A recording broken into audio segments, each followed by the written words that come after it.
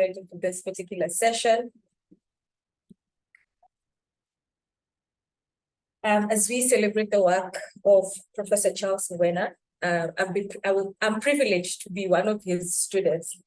So an intersectional approach to sexual and reproductive health rights with a focus on disability. While access to sexual and reproductive health services has improved globally, people with disabilities continue to face enormous barriers in realizing their sexual and reproductive health and rights. Several studies report that people with disabilities, particularly women, girls, and LGBT persons, continue to encounter numerous obstacles in realizing their sexual and reproductive health rights, including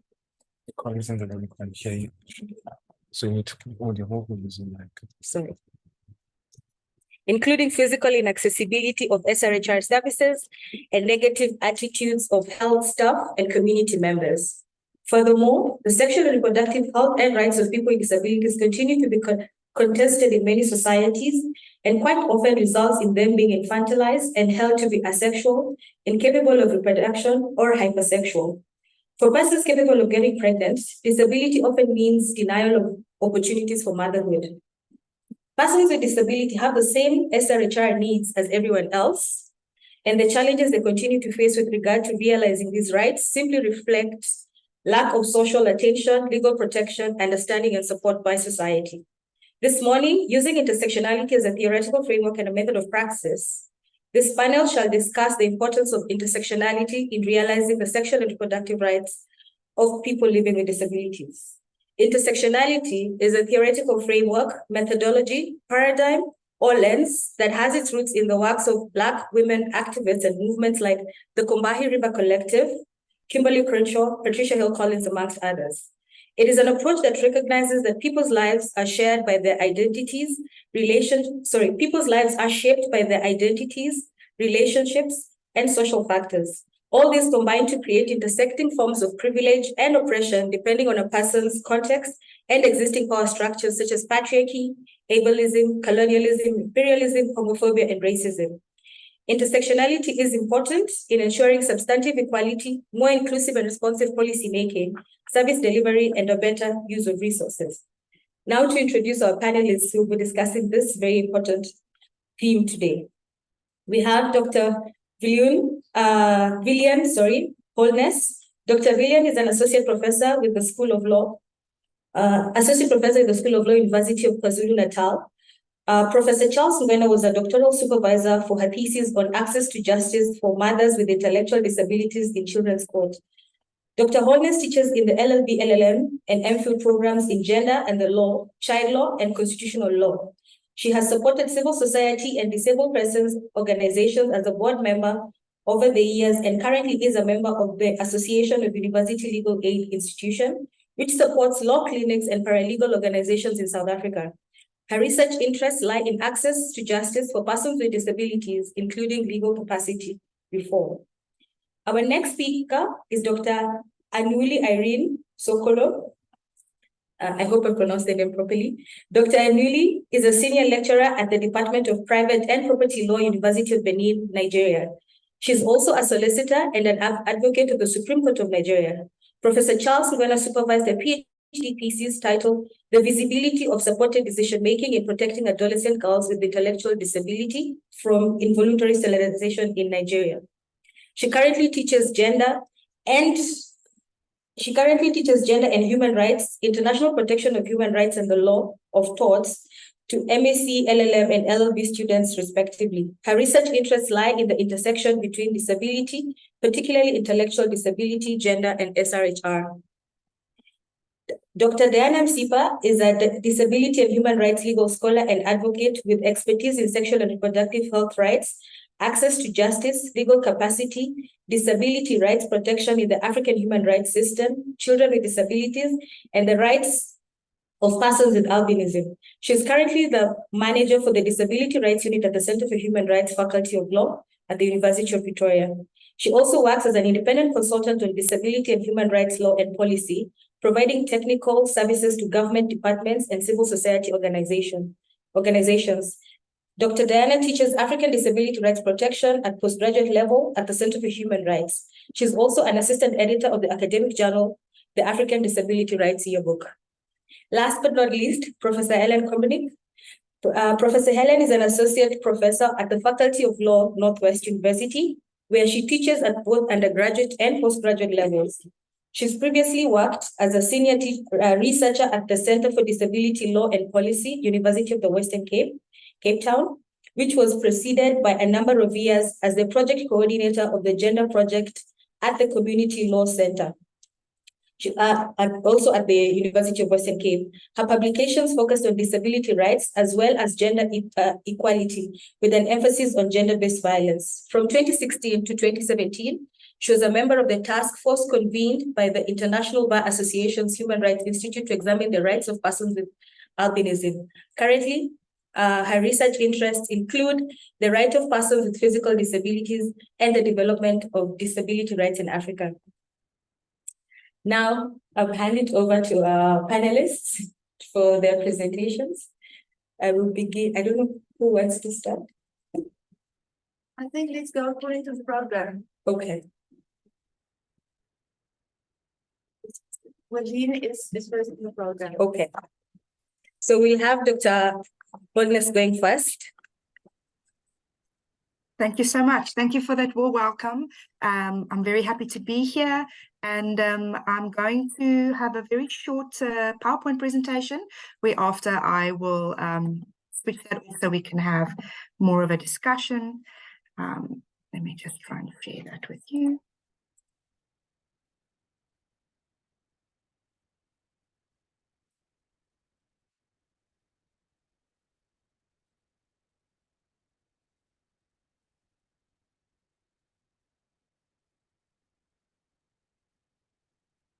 All right. So good morning, everybody. Sanbonani, Dumelang, Moweni, Jumbo, bonjour. It is so lovely to be here. And it's such a privilege for me. Most of the panelists here have a special connection with Prof. Charles, and we have received mentorship from him over the years, and in my case, that mentorship has continued. So for that, I am immensely grateful. So today, I want to talk to you about parenthood, particularly of mothers with intellectual disabilities, but you'll find that there are similarities in the kinds of barriers and challenges that are experienced by mothers in asserting their rights to family with other mothers with particular disabilities. So those kind of cross applicability will be there. So when we look at this definition from 1995, just to kind of give it context, we see that reproductive health implies people are able to have a satisfying and safe sex life, and that they have the capability to reproduce and the freedom to decide if, when, and how often to do so. Bearing in mind the above definition, reproductive rights embrace certain human rights that are already recognized in national laws, we hope in some, international human rights documents and other consensus documents. These rights rest on the recognition of the basic right of all couples and individuals to decide freely and responsibly on the number, spacing, and timing of their children, and to have the information and means to do so, and the right to attain the highest standard of sexual and reproductive health.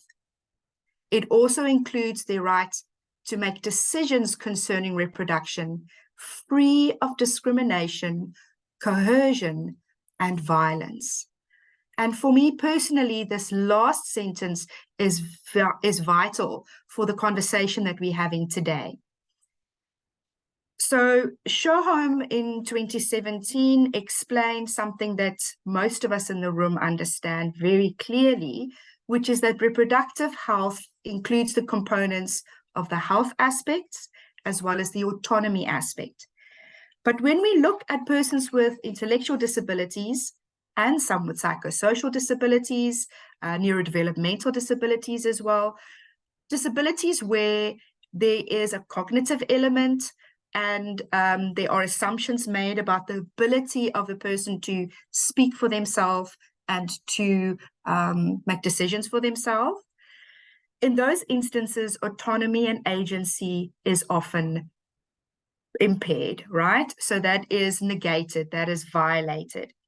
So the notion of sexual agency describes the process by which people exercise autonomy and choice about their sexual and reproductive health that goes beyond risk prevention to encompass healthy, positive sexual experiences while navigating social worlds and power relationships, both at the macro and the micro level.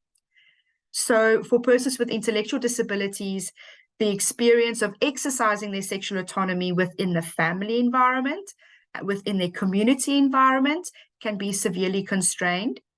And then when they need to access services, of course, there are further biases they face. So my presentation really wants to focus on answering a couple of questions. So who are we talking about? We're talking about women with intellectual disabilities who face particular barriers to good pregnancy care and to parental supports once they have given birth, right? So we're not alone in Africa in experiencing these kinds of challenges and barriers that women face. In the global north, these experiences exist too. In the United Kingdom, for example, women with intellectual disabilities report instances of infantilization. In other words, the assumption that they are like children, and exclusion, like not being spoken to by health professionals in a way that they can understand, not being involved in decisions around their health and their parenting, feeling alone and worried, not having their concerns taken seriously, and often not receiving the help they require postnatally after giving birth. And this is in a lot of the literature from the early 2000s onwards. Some differences are evident by disability type, by and large, when we're talking about the so-called severity, whether it's mild or more severe. And particularly barriers to access information for these mothers is highly problematic because it excludes them in having information on how to make decisions and what choices they have available. And there's a lack of clarity over particularly what constitutes normal care, leading to feelings of abnormality, inadequacies, not understanding consent, for example, and when their consent is required and that it's a legal requirement, and often having to prove themselves as mothers over and over again.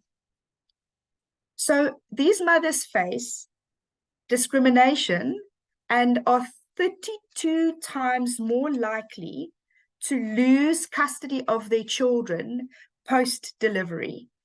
And that is Brown in 2018. And of course, for those with higher support needs, such as those with mental health comorbidity as well, social assistance needs, and low prenatal care utilization. So if you don't have antenatal utilization, you're more likely to have your children removed from you, right? So some of the other questions we're going to be answering will be the why, and we'll come to that shortly. So because we're looking at an intersectional approach, obviously not all these statuses that are on the screen are going to be applicable in this conversation, but primarily we want to understand why women, the gendered group, with disabilities and particular disabilities, intellectual disabilities, African women in particular, so race is also present. And then if we have comorbidities with other disabilities as well, what they might be. And then by and large, we know that women with intellectual disabilities face these barriers, whether they're in the family or institutionalized, right? And then those that are migrants, for example, have an even heightened sense or experience of discrimination. So multiple statuses intersecting to really show us that the experience of a particular woman with an intellectual disability can be exacerbated by a particular status if there are not mitigating aspects in place in the community. So the Inter-American Commission on Human Rights in 2011 said that women who are poor, indigenous, and of African descent, women who live in rural areas and are migrant, they are the ones who face the greater obstacles in their access to information on sexual and reproductive health. So as our moderator, Ms. Odega, said earlier, intersectionality is really, really critical for us because it's race conscious. It's a feminist theoretical framework that was started by Kimberly Crenshaw in the late 80s. And it looks at how these overlapping areas or statuses really impact or negate human rights. And then across diverse fields, this was developed over time to emphasize a much more interdependent and mutually constitutive relationship between our social identities and social inequalities or iniquities that result from systems of privilege and oppression. And those systems could be the ones that are obvious to us, like racism, classism, sexism, homophobia, but also, and xenophobia, but also in this context, ableism, right? So Chisale in 2018 conducted a study in South Africa of migrant women, mostly from Zimbabwe, who had visual impairments, and they came to South Africa, and she wanted to have a sense of their perspective on the discrimination they faced in their pregnancy. And I've got on the slides here quotes from these women. And by and large, when you read them, you'll see that these women, and all three of them were quite young, were made to feel that they were a burden. And the one said, I was even afraid to cuddle my baby in front of the family because to them, as a burden, I was cuddling another burden, right? So there's the intergenerational discrimination and the associational discrimination that the child also faces. Another one said when she fell pregnant, they said she was bringing a curse to the family by being pregnant, that their tradition does not allow a disabled woman to fall pregnant and give birth. Otherwise, everyone will be cursed, right? And she was persuaded to run away to South Africa, and she gave birth to a child here. But when she came here, nurses constantly wanted her to abort her baby and spoke about sterilization when she went for antenatal care, right?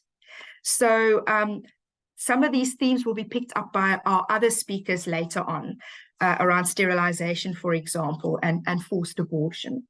And then the third one also spoke about particularly the experiences she faced in South Africa, being called derogatory names when she accesses public services in the community as well. And she felt very much judged by community members, and they would make statements that are in line with presumptions and assumptions that are stereotypical about persons with intellectual disabilities.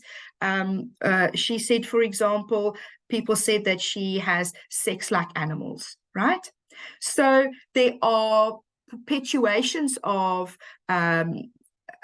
stereotypes of asexuality or over-sexualized conduct, and these are highly problematic. When we then look at the findings from Chisale's study, she says that women with disabilities are challenging and protesting the ableism that they experience and the perceptions of their motherhood by still falling pregnant, still giving birth, despite some of these attempts to abort or sterilize.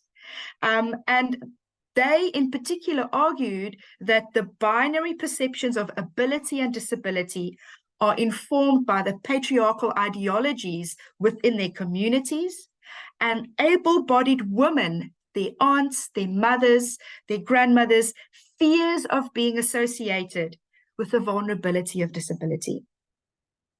She said that the ontological motherhood in African contexts is supported by the existence of community where motherhood and mothering should be made possible by the support a mother receives from the community.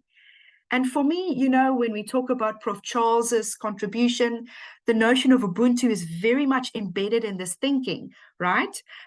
So we're going to draw that strand towards the end of the conversation. So there's a lot of literature around my point of entry today, which is the what, okay? What is the experience, right?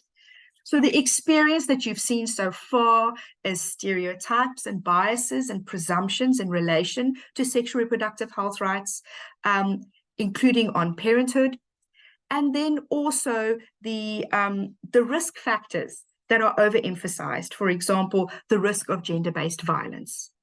But also there are real risk factors, right? So in a South African study, children born to disabled mothers compared to their peers that are born to non-disabled moms are at a higher risk of neonatal mortality, infant mortality, and under 5 mortality. The joint risk of maternal disability and HIV positive status on selected child mortality indicators is compounded, okay, such that it is more than the sum of risks from maternal disability or maternal HIV positive status alone. So the findings from the study suggest that children born to HIV positive women with disabilities are at an exceptionally higher rate of premature mortality.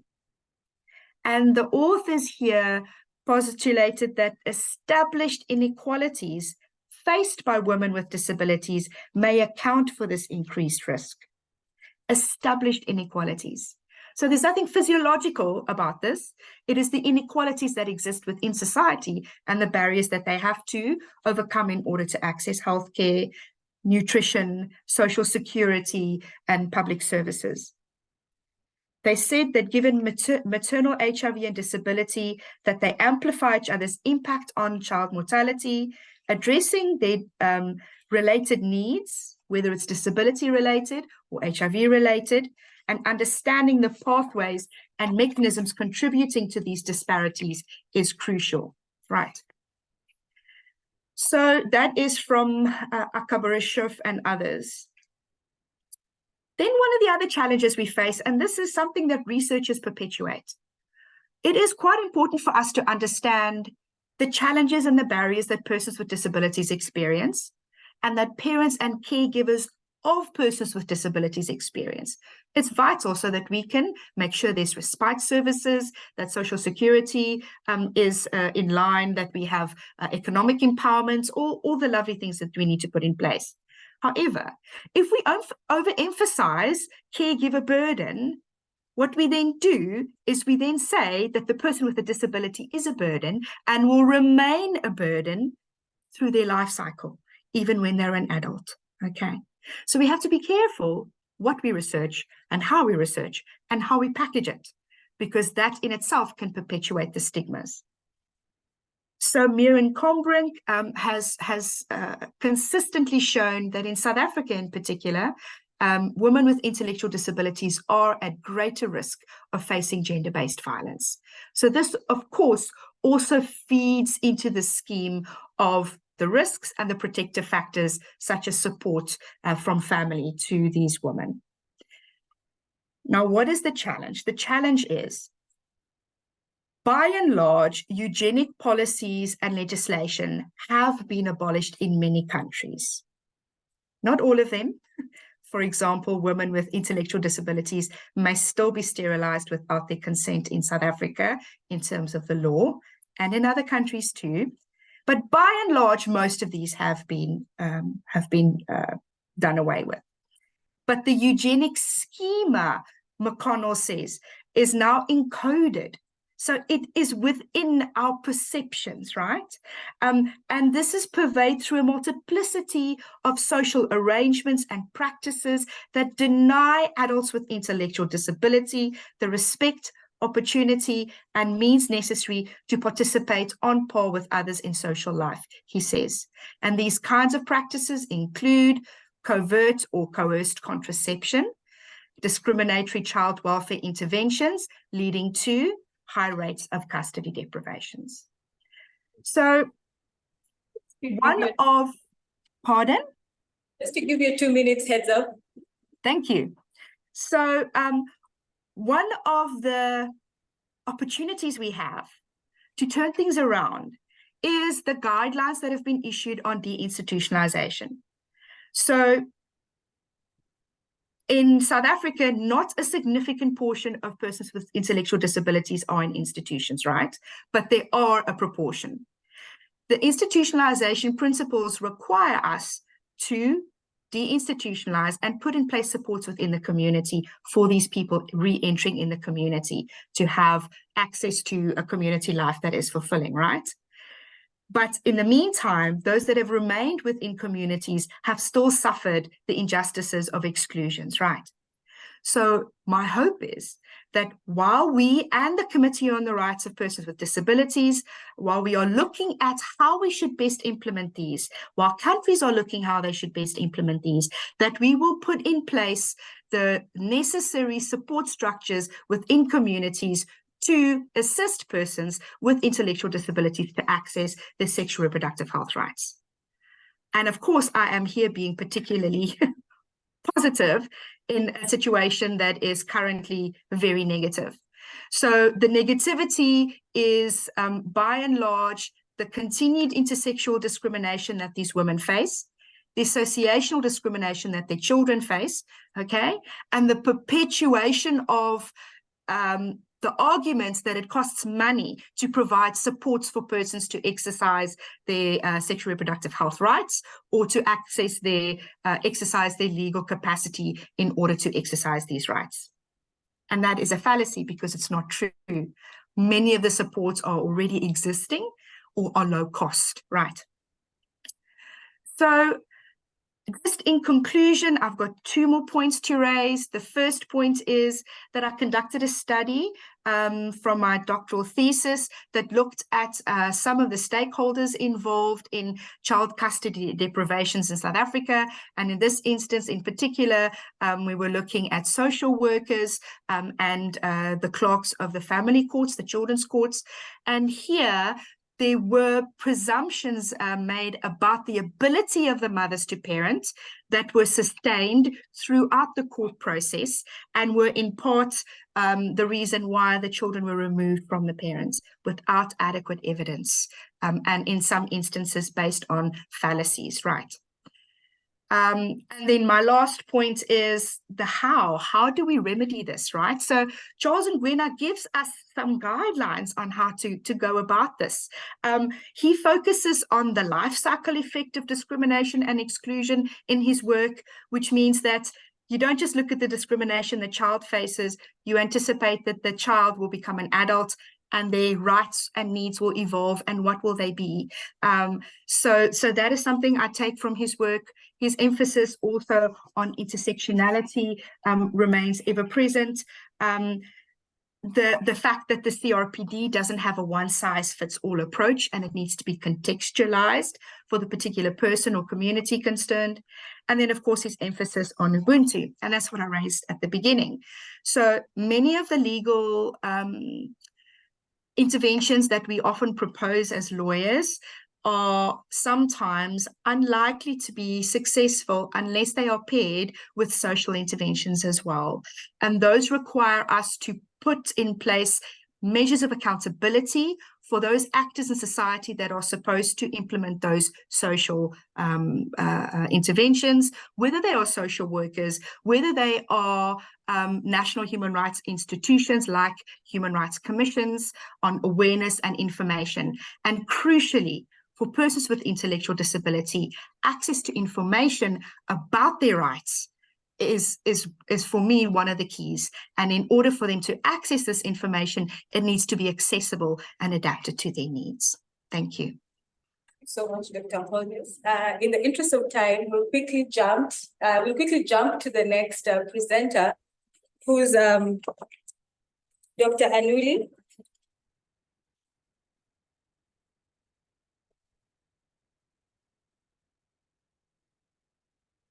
Dr. Anuli, can you hear us? I can hear you. Can you hear me? Would you like to, I remember you said you have slides. Would you like to share your screen? Okay, let me do that.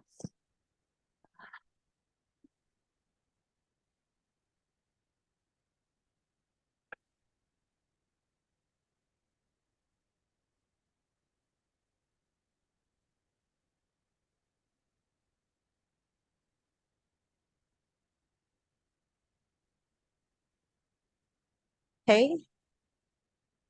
Yes. Can you see it? Yes, we can see your screen. Okay. So first of all, let me say I'm very delighted to be here because as you earlier said, Prof was my. Can you hear me? Excuse me, sorry for that. Would you mind putting it on presentation mode so that it's easier to see?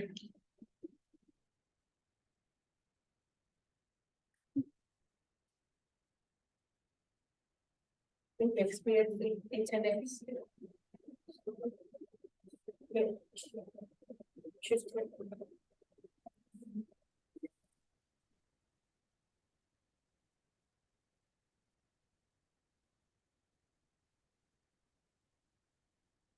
I don't know what's happening. Okay, no, it's fine. It's fine. We can just proceed. Now it's blank. I don't know what's happening. Just give me a few minutes.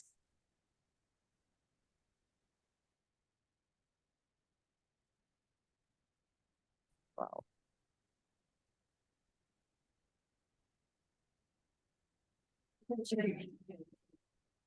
Um, we can have someone share the slides on this end if you're having challenges with internet. Would that be okay with you? Okay, but I think on my end it's showing now. I don't know. Can you see it? No, we can't see it on your on this end. So would you mind? All right. Yes, the slides from this side. Sure. Okay, that's fine. Okay.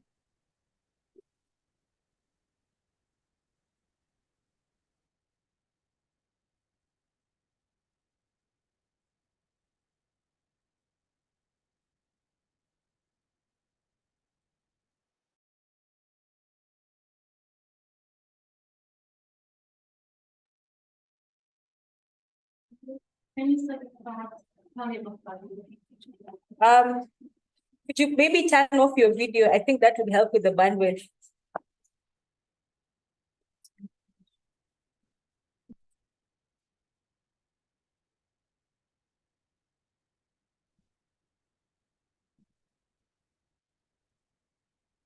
I think we've lost Dr. Anuli. Okay. In the interest of time, maybe we skip to the next presenter and then we'll come back to her once we've figured out our technological challenges that are quite prevalent in Africa. So next.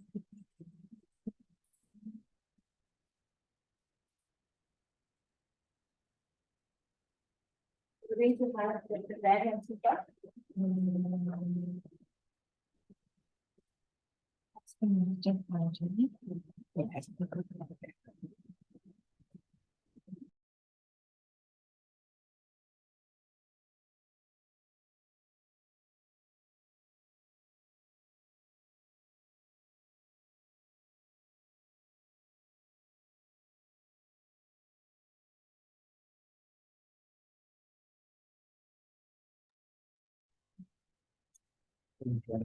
Okay, fantastic. Thank you very much. Very good morning to everyone that is here in person and those of us that are joining online. I'm going to speak to you this morning for a few minutes on the role of support in recognizing the capacity of women with mild intellectual disability to consent to sexual intercourse.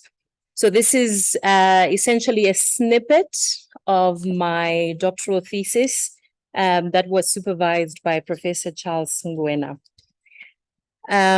So as most of us know, the sexual autonomy of women with intellectual disabilities is consistently, thank you. The sexual autonomy of women with intellectual disabilities is consistently challenged, particularly due to the nature of the disability. And when we're talking about autonomous action, generally what we mean is the action of agents who can understand and choose what they do. So sexually autonomous agents are able to determine when, with whom, and under what circumstances to engage in sexual activity. So ideally, sexual autonomy should be what we call a threshold phenomenon, which means that we should go from not having it to having it based on the level of development of certain capabilities, and that usually comes with age as we age. So in other words, everyone ought to be deemed sexually autonomous once they reach a certain age. In most countries, it's 18. So however, this is not the case for adult women with intellectual disability. My focus here, by the way, is specifically on mild intellectual disability. One of the ways, or one of the fields in which we can see, or it becomes evident that women with mild intellectual disability are not regarded as sexually autonomous agents is the criminal law area, the criminal law field of rape, the prosecution of rape. So the capacity to consent of women with intellectual disability is often assessed in the context of the crime of rape. And to do this, I will focus on South Africa, the approach that is taken in South Africa, because other African countries use a different approach. The courts in South Africa use what we will term the functional approach. Now, what the functional approach entails is that it states that persons with, in quotes, mental disabilities cannot give valid legal consent. And the term mental disabilities is specifically defined as any person who is unable to appreciate the reasonably foreseeable consequences of the sexual act. So that is what a person with a mental disability is. So when a woman with intellectual disability goes before a court and the issue of her capacity to consent is in question, the court will determine whether or not she meets the criteria for a person with mental disability. Okay, and so in other words, they would decide whether or not the person is able or unable to appreciate the reasonably foreseeable consequences of the sexual act. Now, as you can expect, some women with mild intellectual disabilities will fall outside of the ambit of this provision and consequently be regarded as able to give valid legal consent to sexual intercourse. And others will fall within the ambit of this provision and will therefore be regarded as incapable of being able to give valid legal consent. Now, the functional approach that is taken or adopted in South Africa is generally regarded as better or an improvement to the approach that is taken in other African countries, such as Zambia and Uganda. So these countries use what we call a status approach. So the status approach simply says, your status as a woman or a girl with intellectual disability automatically means that you cannot validly consent to sexual intercourse. So there's no assessment of any of your functional abilities. The mere fact that you are a woman or a girl with intellectual disability is enough to deny you capacity to consent. And while the functional approach is to a certain extent an improvement on the status approach in that it does allow some women with intellectual disabilities to validly consent, I submit that it remains problematic, and therefore we still need to look at ways around the impediments that it creates. So let's look at what some of these issues are in relation to the capacity to consent tests. So research shows that about 87.2% of persons with intellectual disabilities who testify in sexual assault trials are found to lack the capacity to consent to sexual relations on the basis of quote unquote mental disability. So it's either it's true that women with intellectual disabilities are inherently incapable of consenting to sexual intercourse, or there's a fundamental problem with the tests that are being used. And I submit that the latter is true, that there is a fundamental problem with the test that is being relied on. So persons with intellectual disability are desexualized by being regarded, in the majority of cases, as lacking the capacity to consent to sexual activities. And without capacity to consent, they cannot lawfully engage in sexual activity. So the capacity tests are problematic because they use or rely on a narrow approach, assuming that incapacity results only from disability. As I said earlier, capacity to consent, according to the functional approach, is determined by questioning how much an individual understands the sexual act itself and the reasonably foreseeable consequences of that sexual act. So a person who is unable to appreciate the nature and reasonably foreseeable consequences of a sexual act lacks capacity to consent to sexual act. However, it is not only a person's impairment that results in them being unable to understand the nature and consequences of a sexual act. There are other situational factors and power dynamics at play here. So, for example, several studies have shown that persons with intellectual disabilities are generally kept in controlled environments. So these controlled environments are characterized by, first of all, restrictions on the exercise of sexual expression, a lack of information or the denial of information about sexual matters. And generally, this is based on the misconception that persons with intellectual disabilities are asexual. Therefore, there's no need for them to experience or learn about sexuality, or that they are hypersexual and there's a need for us to curb their heightened sexual drive in order to protect them, right? Protect in quotes. So because of these restrictive practices and restrictive environments, they're denied the opportunity to exercise informed decision-making about sexual matters.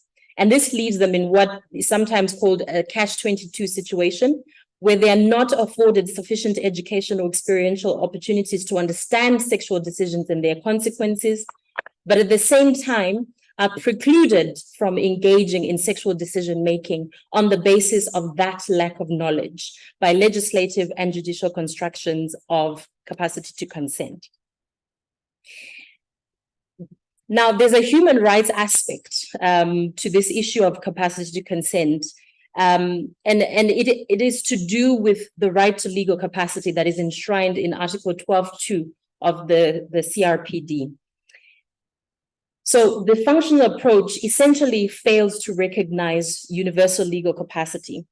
When we talk about the right to legal capacity, we mean both the capacity to hold rights and the capacity to act in order to exercise those rights. According to the CRPD, as well as the African Disability Protocol, support is essential for the recognition of the right to legal capacity. In other words, the fact that someone needs even extensive support in order to exercise their legal capacity should not be used as a reason to deny them the right to legal capacity, but instead support is seen and recognized as part and parcel or integral to exercising the right to legal capacity. So the problem with the functional approach, therefore, is that it assesses the individual's understanding without taking support, the issue of support, into account, and failing to recognize, thereby failing to recognize the capacity of women with mild intellectual disability to act in accordance with their rights. So the question of support. So research shows that support can improve the capacity of women to understand both the nature and reasonably foreseeable consequences of a sexual act. So there's a whole range of supports, of different types of supports that can be provided. But for the sake of time, I will just elaborate on one, which is sexuality education. Sexuality education is a vital form of support to enable women with intellectual disability to make decisions. So the sexuality education can encompass a range of things, including the sexual act itself, but also other things outside of that, such as how to recognize abuse and also what to do when faced with an abusive situation. So sexuality education has been shown to greatly enhance sexual decision-making capacity of women with intellectual disability. So in conclusion, I think the point I would like us all to take home is that the functional approach fails to sufficiently recognize the capacity of women with mild intellectual disability to consent to sexual intercourse. So therefore, there is a need to revolutionize capacity to consent. And I would submit that the concept of support holds great promise and offers a way to fully recognize capacity to consent. And therefore, more work is needed in this area to see and to explore the various kinds of supports that can be provided to enhance the decision-making capacity, the sexual decision-making capacity of women with mild intellectual disability. That concludes my presentation. Thank you so much for your attention. Thank you very much, Diana. So we're going to go right to you, Paul. And then we have a lady coming later as our concluding presenter. Thank you.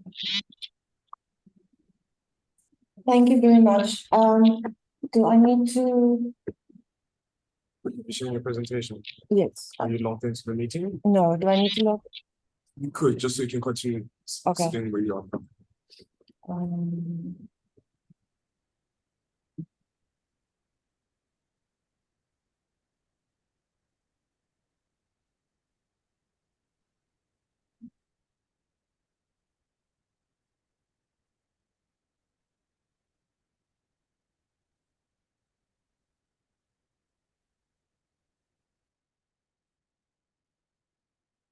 Okay, from my side, I've shared, but it's not yet showing.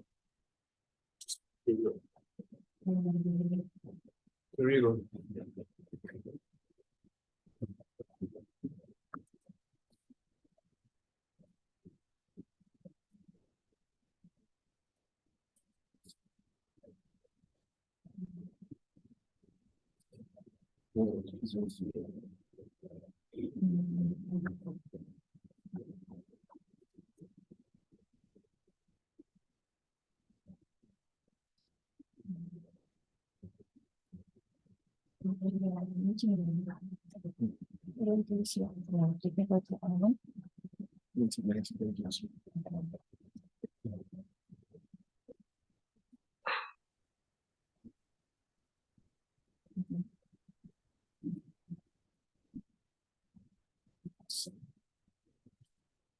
This is the meeting ID here. Now we have to leave that meeting.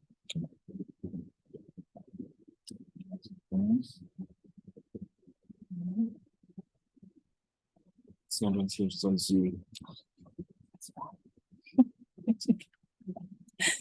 That explains everything.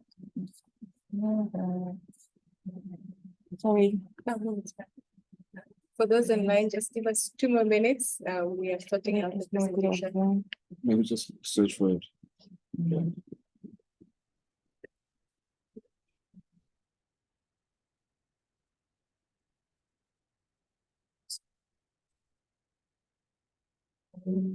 Oh, sorry.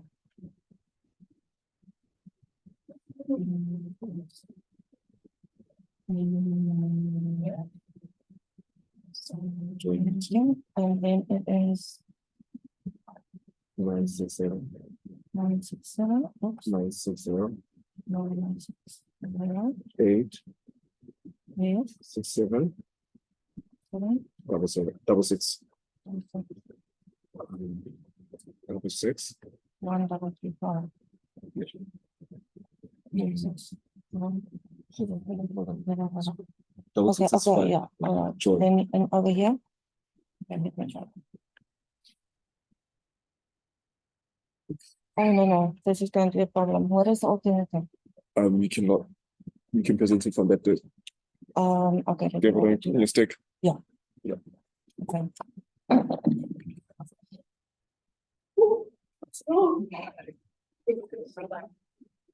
Sorry.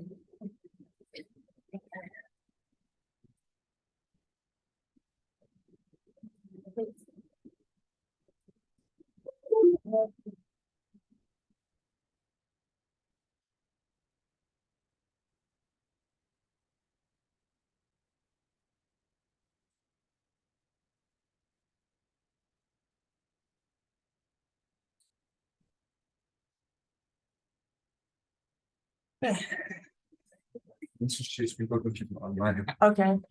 Oh.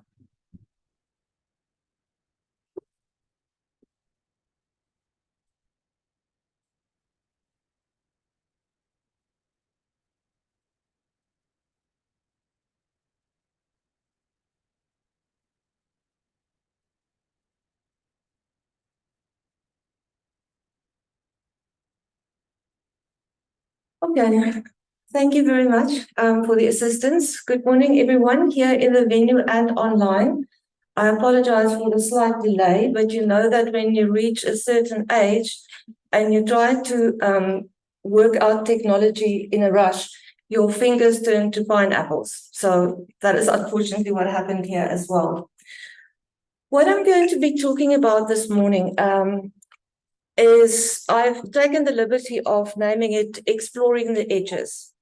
I must immediately insert a footnote, as lawyers tend to do, to say that the notion of exploring the edges is a reference to the seminal article by Kimberly Crenshaw, Mapping the Margins, which is one of the articles that we can really say is the beginning of an intersectional analysis, an intersectional approach to equality and discrimination. And I think you'll see as I go along why I've chosen this particular title.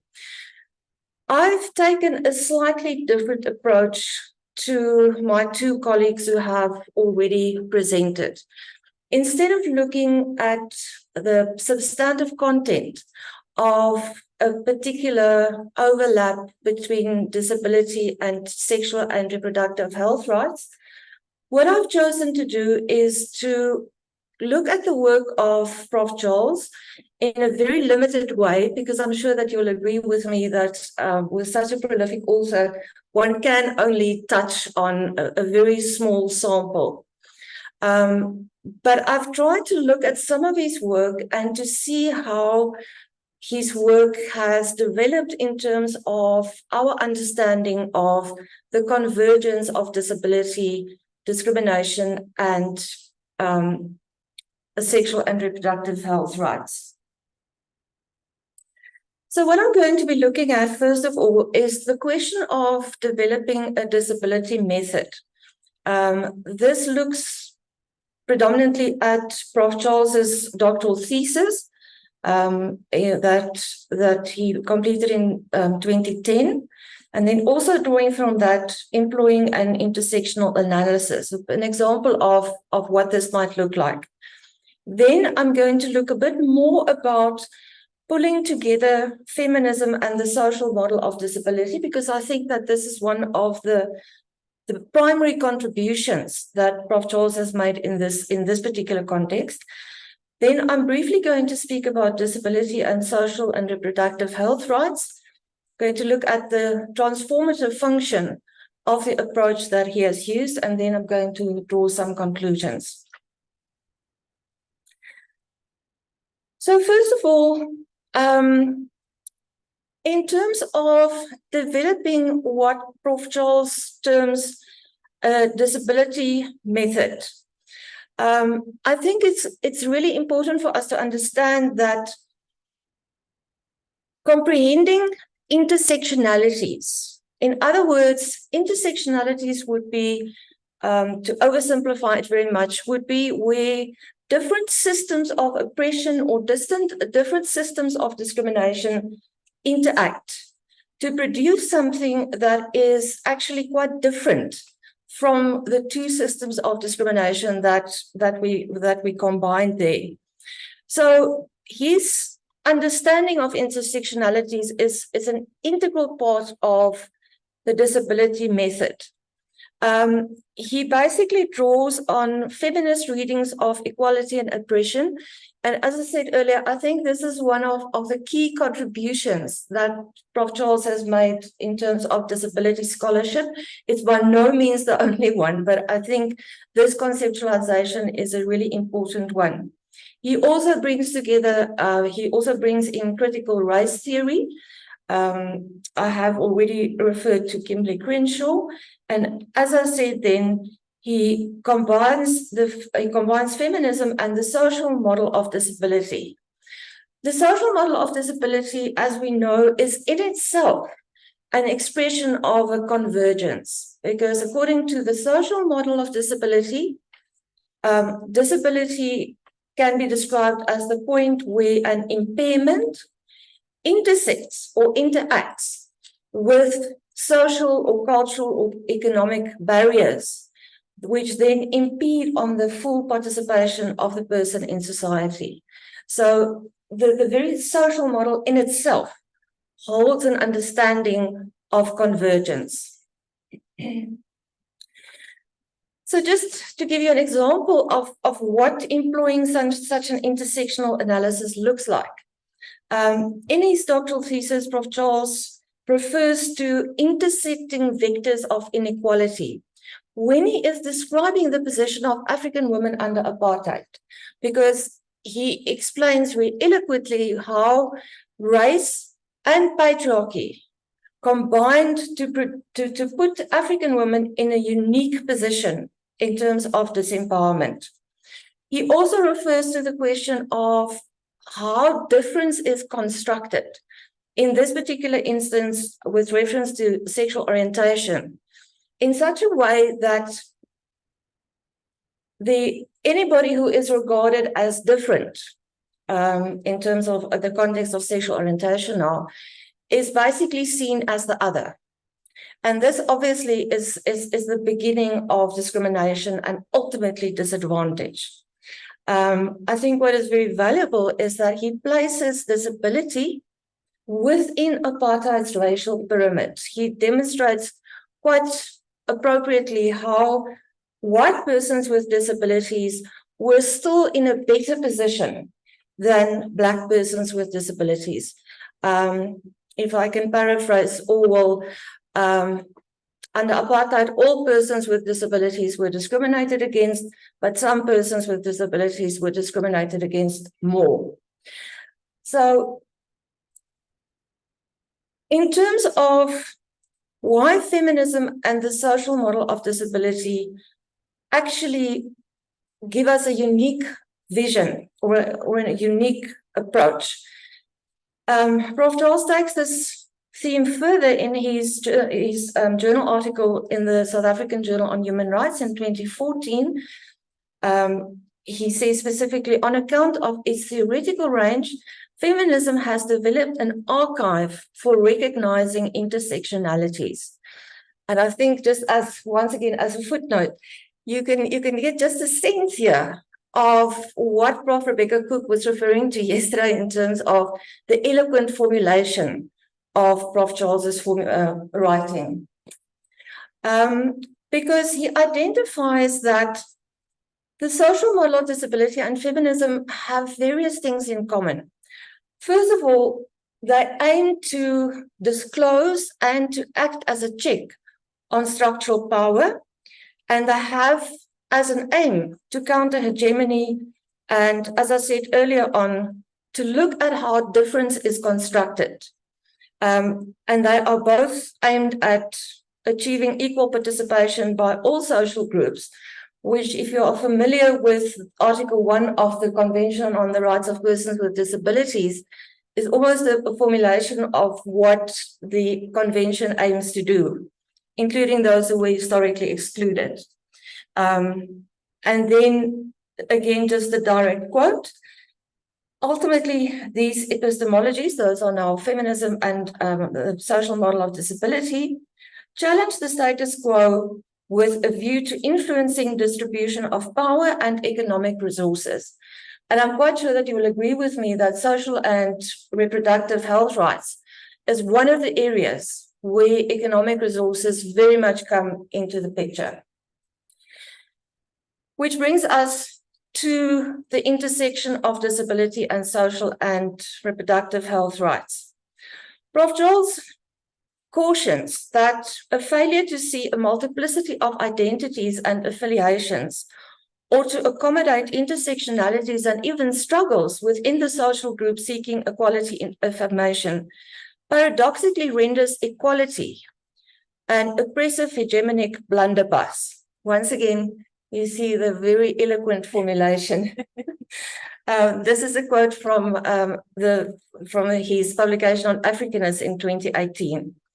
So what does that mean in terms of sexual and reproductive health rights? If I can draw some examples on what Wylene has said earlier on, we see that there is already a marginalized group when it comes to reproductive rights, because we find that women with disabilities and their capacity and their reproductive choice, their reproductive autonomy, that is basically challenged across the board for women with all forms or types of disabilities.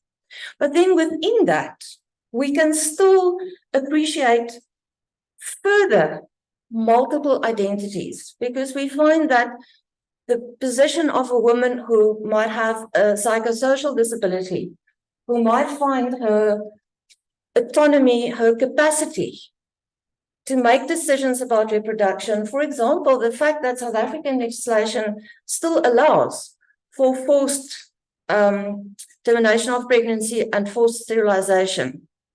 That would be a further form of very particularized oppression that we need to recognize, which may be different from a woman with a physical disability who goes into a health facility to give birth or to have a prenatal examination, and who finds that the physical infrastructure is just simply not accommodative of her needs. So all of the analysis that we've spoken about now, and I want to again just flag this with a quote from Prof. Charles. In the post-apartheid era, there is a need to inflect equality discourses with a richer understanding of disability. So the analysis is not just done for its own sake. If you read through all Prof. Charles's writings, we see that there is a very clear and a very consistent transformative vision.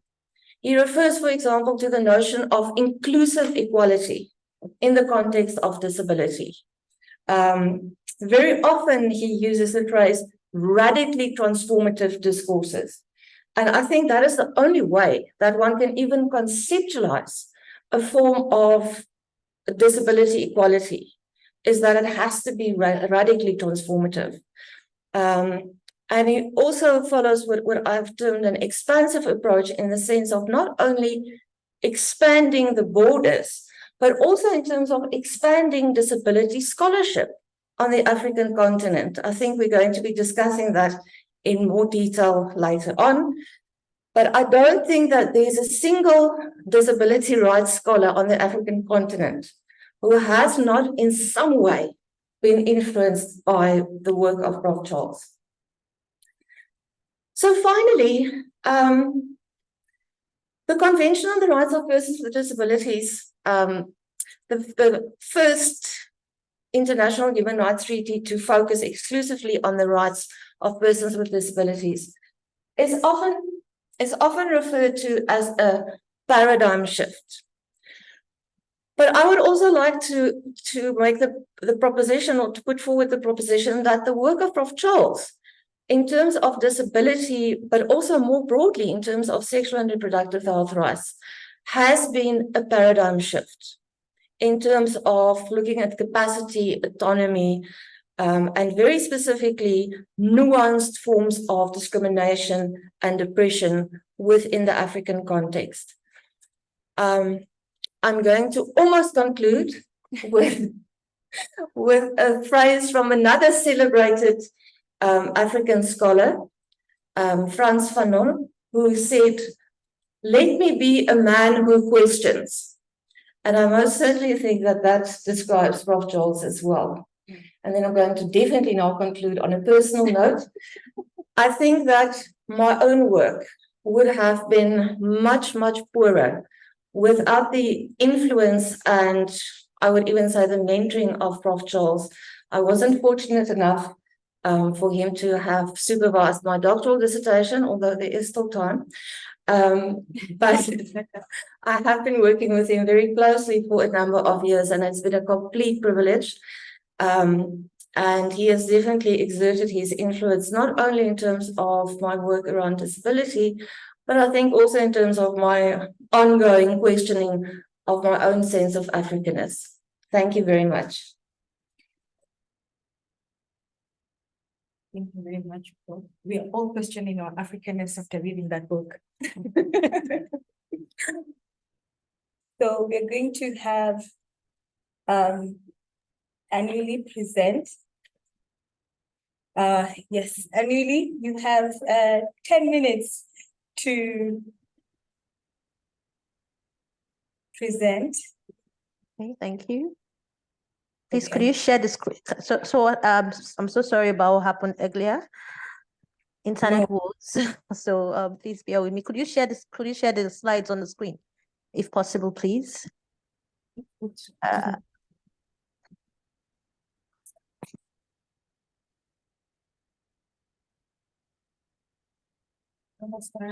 One second. Oh, okay.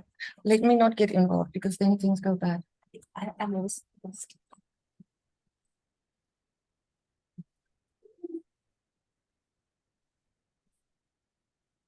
Anuli, are you going to be sharing your own screen? I'm so scared to do that after what happened. So could you share? Okay, Satan will do it. Thank you, Satan. All right. Can you see the screen? Yeah, I can see the screen. So basically, I'm looking at promoting accessible and inclusive sexual and reproductive health services with a particular for adolescents with intellectual disabilities, focusing on my country, Nigeria. And I'm just going to highlight the importance of an intersectional approach when you're when addressing issues of sexual and reproductive health rights for adolescents with intellectual disabilities. So basically, the question people always ask, I mean, from experience, people always ask me why intellectual disability and why persons with intellectual disabilities. And the first point to note is that they have similar reproductive and health rights as you and I and their peers with other disabilities. And studies show that they are likely to engage in a sexual intercourse and are more likely to even be involved in risky sexual behavior, for instance, multiple partners, inadequate protection or lack of protection.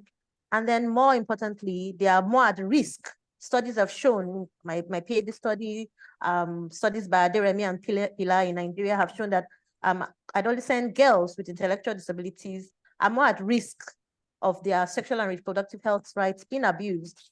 For instance, they are subjected to forced pregnancy, where parents subject them to multiple sexual partners to make sure or to ensure they give birth to children to ensure continuity of the family.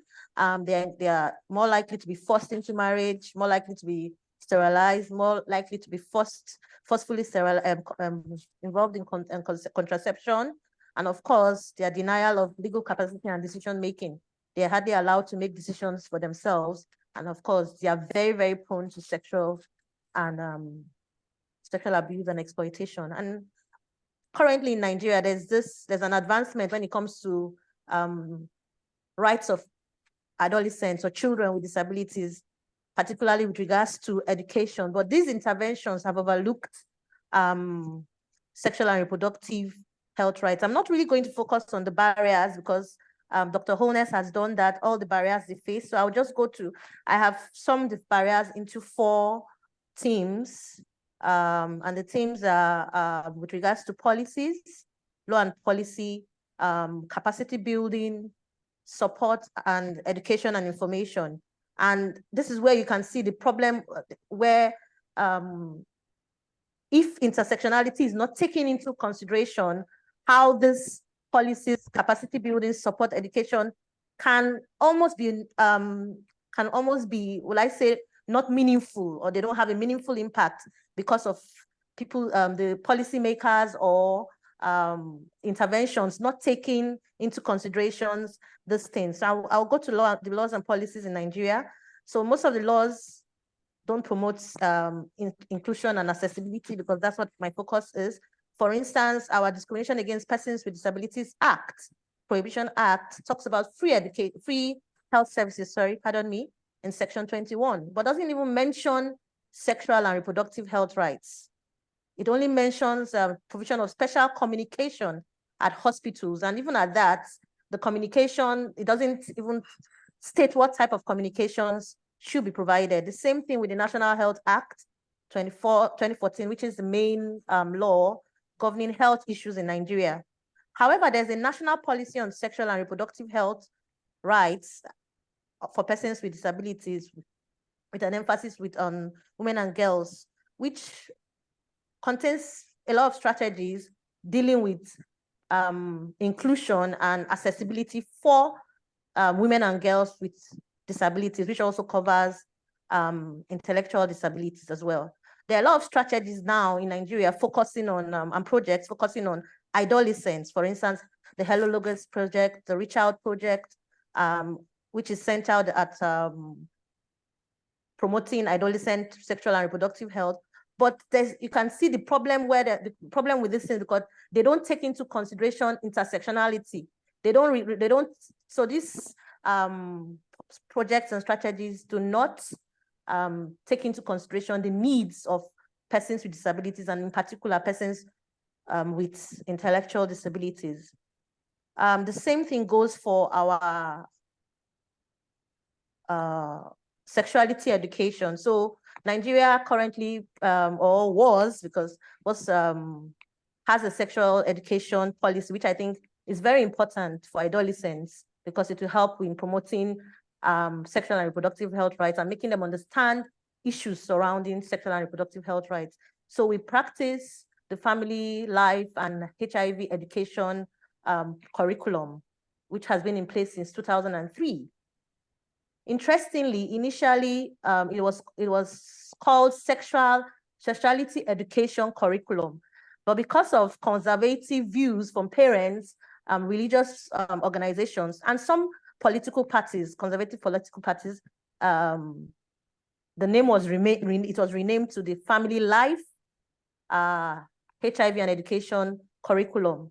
And one of the disservice that was done in renaming and modifying this curriculum was that all the interesting components of sexuality education that was in the initial curriculum was removed, and it only emphasizes abstinence. I mean, and we know for children who have already started, who are already involved in sexual intercourse or who have been subjected to sexual abuse, abstinence may not be the best way to go. And so because of that, there's a lot of limitations with the curriculum that was being practiced until 2022, where the Minister of Education said he realized, he went through the curriculum and he realized that there was sexual education in our curriculum and he felt it wasn't right. And he asked that it should be removed from the curriculum. So we are, as it stands now, we don't really know where we are because the minister has directed that there should not be any sexual education program as of now in Nigeria. So that's another problem, where you don't take into consideration intersectional approaches and how it can affect persons with disabilities, along with other people as well. When you look at, with regards to support was a big part of my thesis because I looked at supported decision making. And one of the arguments I made was that for there to be meaningful sexual and reproductive health rights, for you to meaningfully promote sexual and reproductive health rights for adolescent girls with intellectual disabilities, they have to be supported in decision making, no matter how severe their disabilities may be. At least try to give consideration to their wishes. For instance, there's a phenomenon that is going on in Nigeria, which is forced pregnancy, where parents just want their children to be pregnant to continue their family line. And most times they don't even take into consideration the wishes of these children when they do this thing. So I mean, where you talk to your children, where they are supported in making decisions, when their wishes are taken into considerations, all these violations, or most of the violations of sexual and reproductive health rights will be, curtailed. So we don't have that. There are no disability supports at the family level. There are no disability supports, especially at youth centers where sexual and reproductive health are being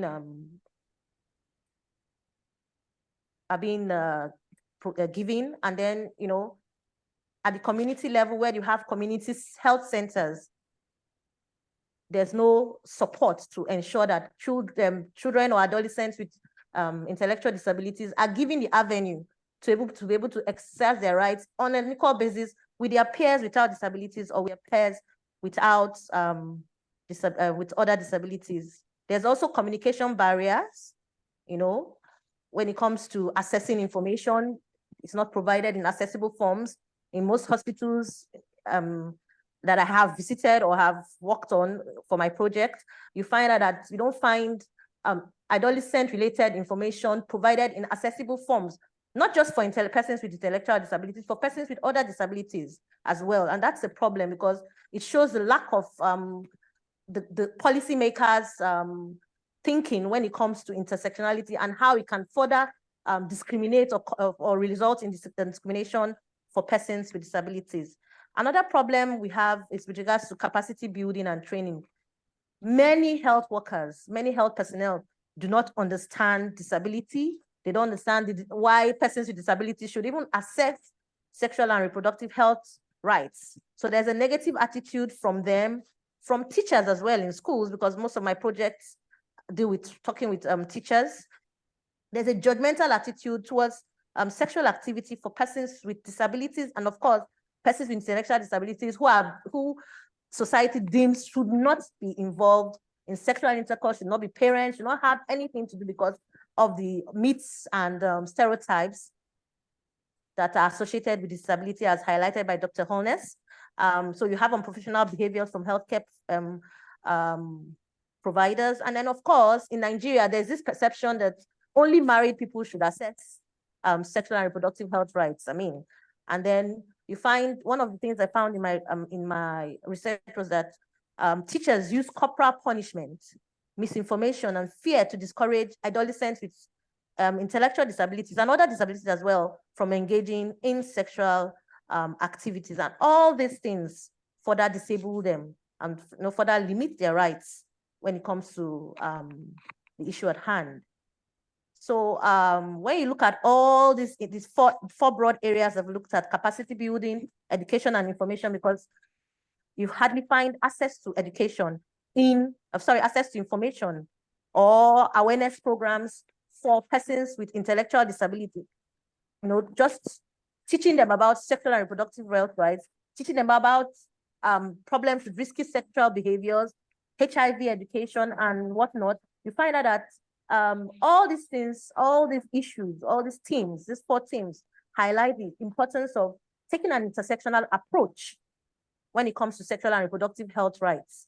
And that's one of the things that, as highlighted by Prof. Combrink, my supervisor, Prof. Charles, has done. An intersectional approach is very important because it takes into consideration the multiple identities, because it's not just about their disability, it's about their age, it's about their different ethnic considerations, it's about different socioeconomic statuses, and so on. And so if we take an intersectional approach to promote it towards sexual and reproductive health rights for adolescent girls with intellectual disabilities, I think that's, or it will come a long way in ensuring that all the barriers that have been highlighted by other presenters when it comes to sexual and reproductive health rights for persons with disabilities will be curtailed, will be managed, and it will give rise to a better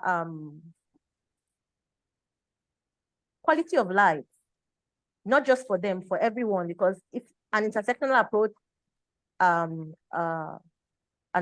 approach benefits everybody. So part of my recommendations were that we have to take a disability perspective, an inclusive perspective, and accessibility perspective when it comes to making laws or making our laws, when it comes to capacity building and training of healthcare personnel, community mobilizers, teachers, who are usually at the forefront in dealing with adolescent girls with intellectual disabilities, especially with regards to their sexual and reproductive health rights. And also, I think for parents, awareness raising, sensitization, parents should be taught or should be sensitized on the importance of the need to promote sexual and reproductive health rights for their children with intellectual disability. Of course, there's need for enabling support, disability support at all levels, from the family level to the community level to the service providers. It's very important.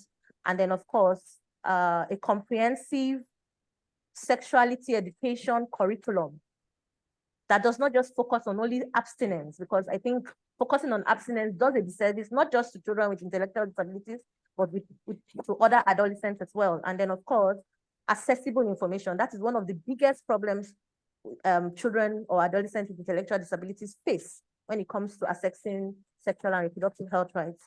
Most times in Nigeria, you find out that information is not provided in an accessible form that they can understand. And so it doesn't take they are not reasonably accommodated in the sexual and reproductive health sector. They are not provided with adequate support. So my belief is that if we take an intersectional approach when framing sexual and reproductive health policies and interventions and strategies, it will go a long way in ensuring that their rights are respected. Thank you. So much, Dr. Anili. So we're going to extend the session by 10 minutes for a Q&A session.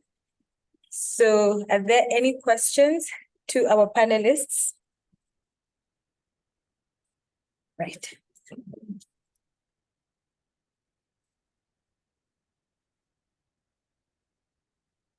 All right, thank you. My name is John Garland. So I've got a couple of questions, but maybe our first speaker, actually, I think this is, he made reference to the concept of Ubuntu as a useful organizing framework to discuss disability, SRH, and intersectionality. And I wondered, I mean, I appreciate Ubuntu as an organizing framework, but I wondered to what extent the concept itself could be the problem that the speaker alluded to. So all of those discriminations and the way in which we society judge people with, for example, intellectual disability. I'm wondering to what extent is Ubuntu a part of that? Because essentially what it would say is that your community have a certain say in your life. So my question would be, to what extent is it part of the problem that she's actually described to us? The second, which I think probably would go for all of the presenters, is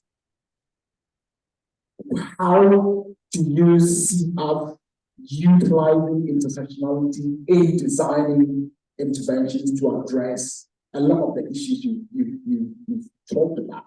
I think in the last 6 or so years, I've essentially been spending a lot of my time thinking about designing and implementing and evaluating interventions to improve access to SRA. That's really what I do. I mean, I do more of the underground public health stuff. And I mean, I've come to understand what it actually means to do this, especially in the context of SRH, because there are so many of the elements that are entirely outside of, for example, the healthcare system. And I mean, it's close to impossible to get, for example, a funder to appreciate that a grant in public health needs to address, some political or some legal sort of thing. So I'm trying to understand, how do you see us utilizing intersectionality in designing and implementing an evaluation intervention that improves, improve access to SRA services, if you like. Thank you. Dr. Holness, would you like to address the first question? I'll go ahead. Thank you so much for that question. So, yes, there is a risk, of course, that the notion of Ubuntu could set one up for failure, so to speak, right? Because the idea is that women in particular are the ones who carry the concept of Ubuntu. So the aunts and the grannies that I was speaking about, they are the ones that are responsible for implementing Ubuntu within communities, because we don't have the same expectations from men in terms of caregiving, right? So that is the one possibility. But the other thing that Ubuntu promises us is the idea of interdependence, right? And when we look at disability, what we often try to do when we want to make sure that we empower persons in relation to accessing and advancing their sexual, reproductive, and other health rights is that we want to underscore vulnerability, because there is a risk when we overemphasize it that we don't keep sight of their agency and their autonomy. Absolutely. But at the same time, we are all interdependent, and that's what Ubuntu teaches us. So whether you are a younger person or a person with a disability or an elderly person, at some point in your life, you're going to need support at some point, right? So with Ubuntu, I think the one challenge that we have is that Ubuntu as a framework will not be successful in modern society if we do not have community and state and private and public partnerships that provide the kinds of supports that are necessary to sustain Ubuntu as a framework. So, and that beautifully lends into the idea of supports and the recognition of legal capacity that the international law also speaks to. So for me, I don't think it is a failure of Ubuntu that the community has a say. I think that it can be a strength unless it is exclusionary and discriminatory. And how do we get around that? By dismantling patriarchy in the ways in which we have developed the interventions that you speak of. So that's my response on Ubuntu, and I will leave it to the other panelists to respond to the second question. Thank you. Thank you very much, Dr. Holness. Prof? It's always a difficult one in terms of translating a concept or an analytical tool into a practical intervention. My recommendation would be that an intersectional approach gives us an understanding that equality in the sense of identical treatment can become oppressive. So my sense would be, or my thinking would be around capacity building for healthcare workers to understand that, for example, women are not the same in terms of sexual and reproductive health rights. And I'm really almost distilling it to its very basic principles. Women are not the same when it comes to, for example, women with social disabilities. There might be a greater erosion or danger of erosion of their reproductive autonomy, their right to choose whether they want to be pregnant. We've just heard about forced pregnancies, and then to also then again draw on an understanding of multiple identities to say, well, these might be the risks within a primary healthcare context around sexual and reproductive health rights for women with psychosocial disabilities. It might look different for women with physical disabilities. Others said earlier that might relate a bit more to infrastructure, because I think that once the capacity is built around understanding these concepts, and intersectionality certainly helps us to do that. Your battle is already about 30% one. Yeah, just to add to that, I wanted to say that sometimes labels and compartmentalizations can be a little bit problematic. So if you see intersectionality only as a concept that is used in legal studies, that can be a problem. So intersectionality, I think, it's important to understand that it is a lens to help us understand something, right? So the question is, how do you intervene in something that you don't understand? So intersectionality would be one of those things that you would utilize to inform the nature and the type and extent of your interventions, of your practical interventions. So whatever programs you are designing, they have to be informed by some kind of analysis, some kind of evidence. And this is where intersectionality comes in. So I don't think intersectionality would be limited only to the legal field, but I think also it would be very relevant in public health and other spheres as well. Thank you. Thank you very much for both the good question and the good responses. Any other question? All right.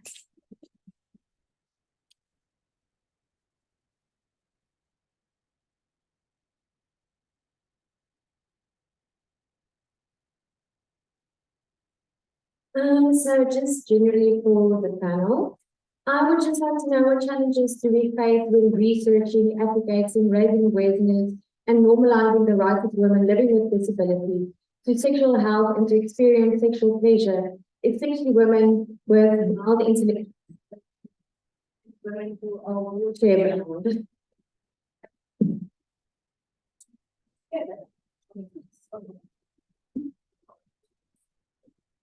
There's another question. Thank you so much. I'm Tracy Malano from Main Street. I wanted to ask a question. My question is, how is sexual and reproductive health taught in schools in South Africa, but also across Africa, especially for schools with learners with intellectual. Then the second one is focusing on parents and advocacy. I just want to know what kind of maybe support or advocacy projects can parents of learners in schools with intellectual disabilities, maybe what role can they play in advocating for maybe better access or basic access to sexual and reproductive health, and noting some of the challenges around culture. Sometimes we speak about even sex at home. It's quite difficult to have that conversation, menstruation. So how do you navigate some of those issues that are there associated with sexual and reproductive health, especially for learners who have intellectual disabilities? Yeah, I hope it's clear. Thank you. Any other questions before I run down the stairs? Okay.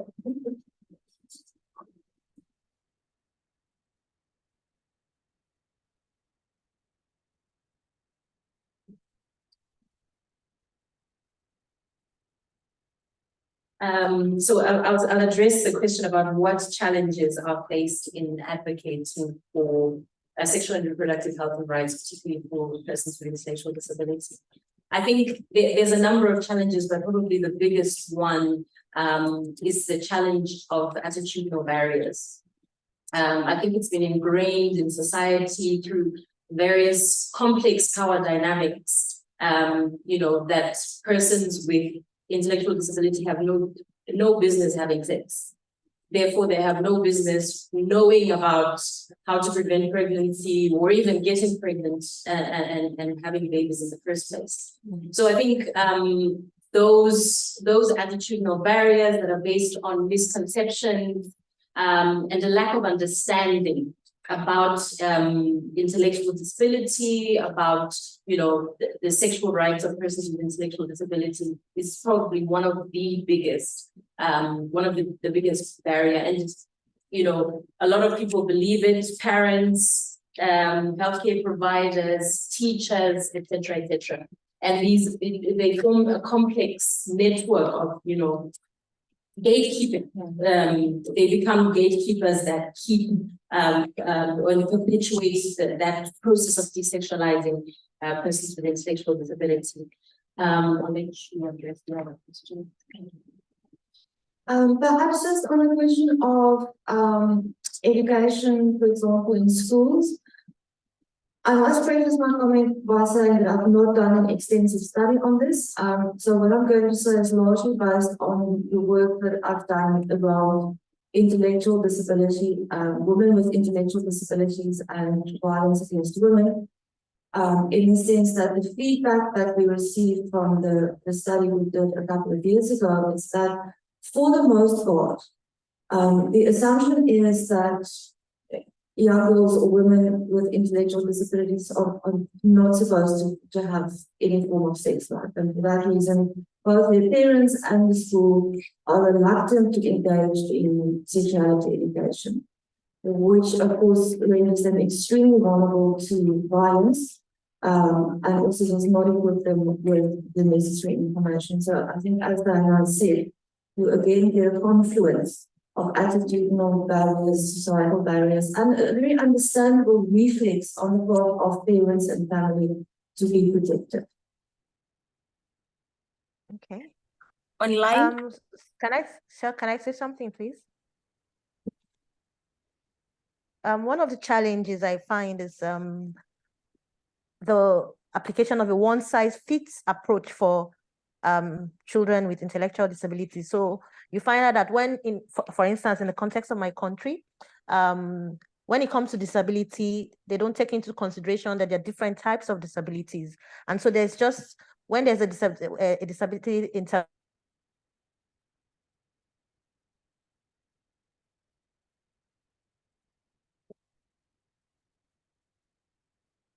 Anuli? Hello? Okay. Can you hear me? Can you hear Yeah. me? Now we can hear you. Okay, oh, sorry. So I was saying one of the challenges I found, can you hear me now, please? Because I'm sorry, my internet is very unstable. Yes, we can. Please proceed. Okay. Okay, so I said one of the challenges is the one-size-fits approach that policymakers practice. You know, when they're dealing with sexual and reproductive health rights or interventions for adolescents, for instance, they just, the policies, it just covers adolescents without taking into consideration the different needs, the different nuances, different, you know, the multiple identities. And so, for instance, let me use my country as an example. When an intervention or a policy is being developed or is being introduced or has been introduced, you don't find the, you know, what we're talking about here, you don't see that they take into consideration the different needs. And that the fact that even within the same disability, people have different needs as well. So that's one of the challenges I find in when it comes to sexual education or providing of sexual and reproductive health services for adolescents with intellectual disabilities. The fact that you don't take into consideration different needs, different nuances, different socioeconomic status, different levels of education, even the level and intensity of the disability. So they don't take into consideration these different factors when dealing with children with intellectual disabilities. Thank you. Thank you. Dr. Holness, would you like to add? Thank you very much. Yeah, with your permission, I'd like to share my screen and just show you a resource that would be quite interesting to look at. And Rebecca Johns has developed sexuality education and resources for persons with intellectual disabilities in South Africa, and they've been applied in various contexts and evaluated as well. So this is something perhaps that the one question came, what kind of resources are available to parents and in particular to schools where they should be taught. So that for me, it's appeared in the African Disability Rights Yearbook. It's something to look into. And then also just share that I co-wrote a paper with Tina Mthembu looking at comprehensive sexuality education for persons with disabilities in South Africa. And by and large, we found that whilst there is now a push towards comprehensive sexuality education, there is much resistance, like Professor Combrink indicated, within families, and the sexuality education curriculum that is rolled out in the schools are deficient. They are not adapted for persons with disabilities. And while they mention that one should not be discriminated against because of your disability, they don't provide examples. So, you know, really for children, they need concrete examples. They need to really have that experiential understanding that Dr. Msipa referred to as well, those opportunities for repetition as well. So these kinds of methodologies still need to be developed in South Africa, and there certainly is much scope for anyone, I think, in this room to start putting the efforts towards asking the various departments of education, the Human Rights Commission, the Department of Health as well, because in our study, we identified that it is isolationist to only identify schools as the purveyors of this information. There are other forums in which children also access services where they are also entitled to comprehensive sexuality education, one being the health sector. So we really should put the accountability where it should be. And then I think my last point, no, I'll leave it at that. Thank you very much. Thank you very much to everyone for the rich conversations that we've had. I'm sorry, there was one more question, but we didn't want to stand between you and T. So we're going to end there and remind you that we'll be back at 11 for our next roundtable discussion. A round of applause for our panelists. Thank you. Here, we have just had a short break and people are still streaming in. We are going to have the second panel discussion of today, and it's essentially a round table, and we are looking at Charles Ngwena's contributions, reflecting on the teaching, research, and community engagement elements of the impact of his work.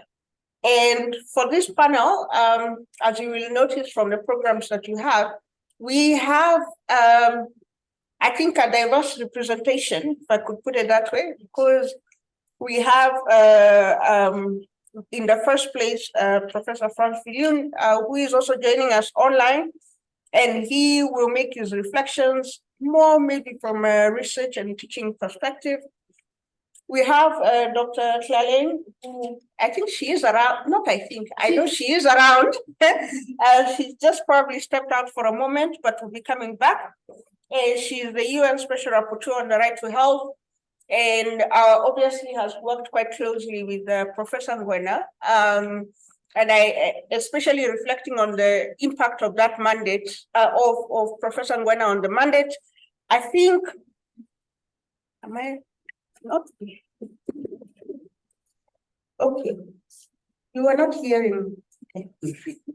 Apologies. And then after that, we are going to have Professor Ngwena, who, of course, as he said yesterday, has had quite a long relationship with Professor Ngwena, back from learning to working together. And then finally, we have Yuma, who is a current student of Professor Ngwena, also having a reflection in this regard. So we are just going to start. Welcome, Dr. Tlaleng.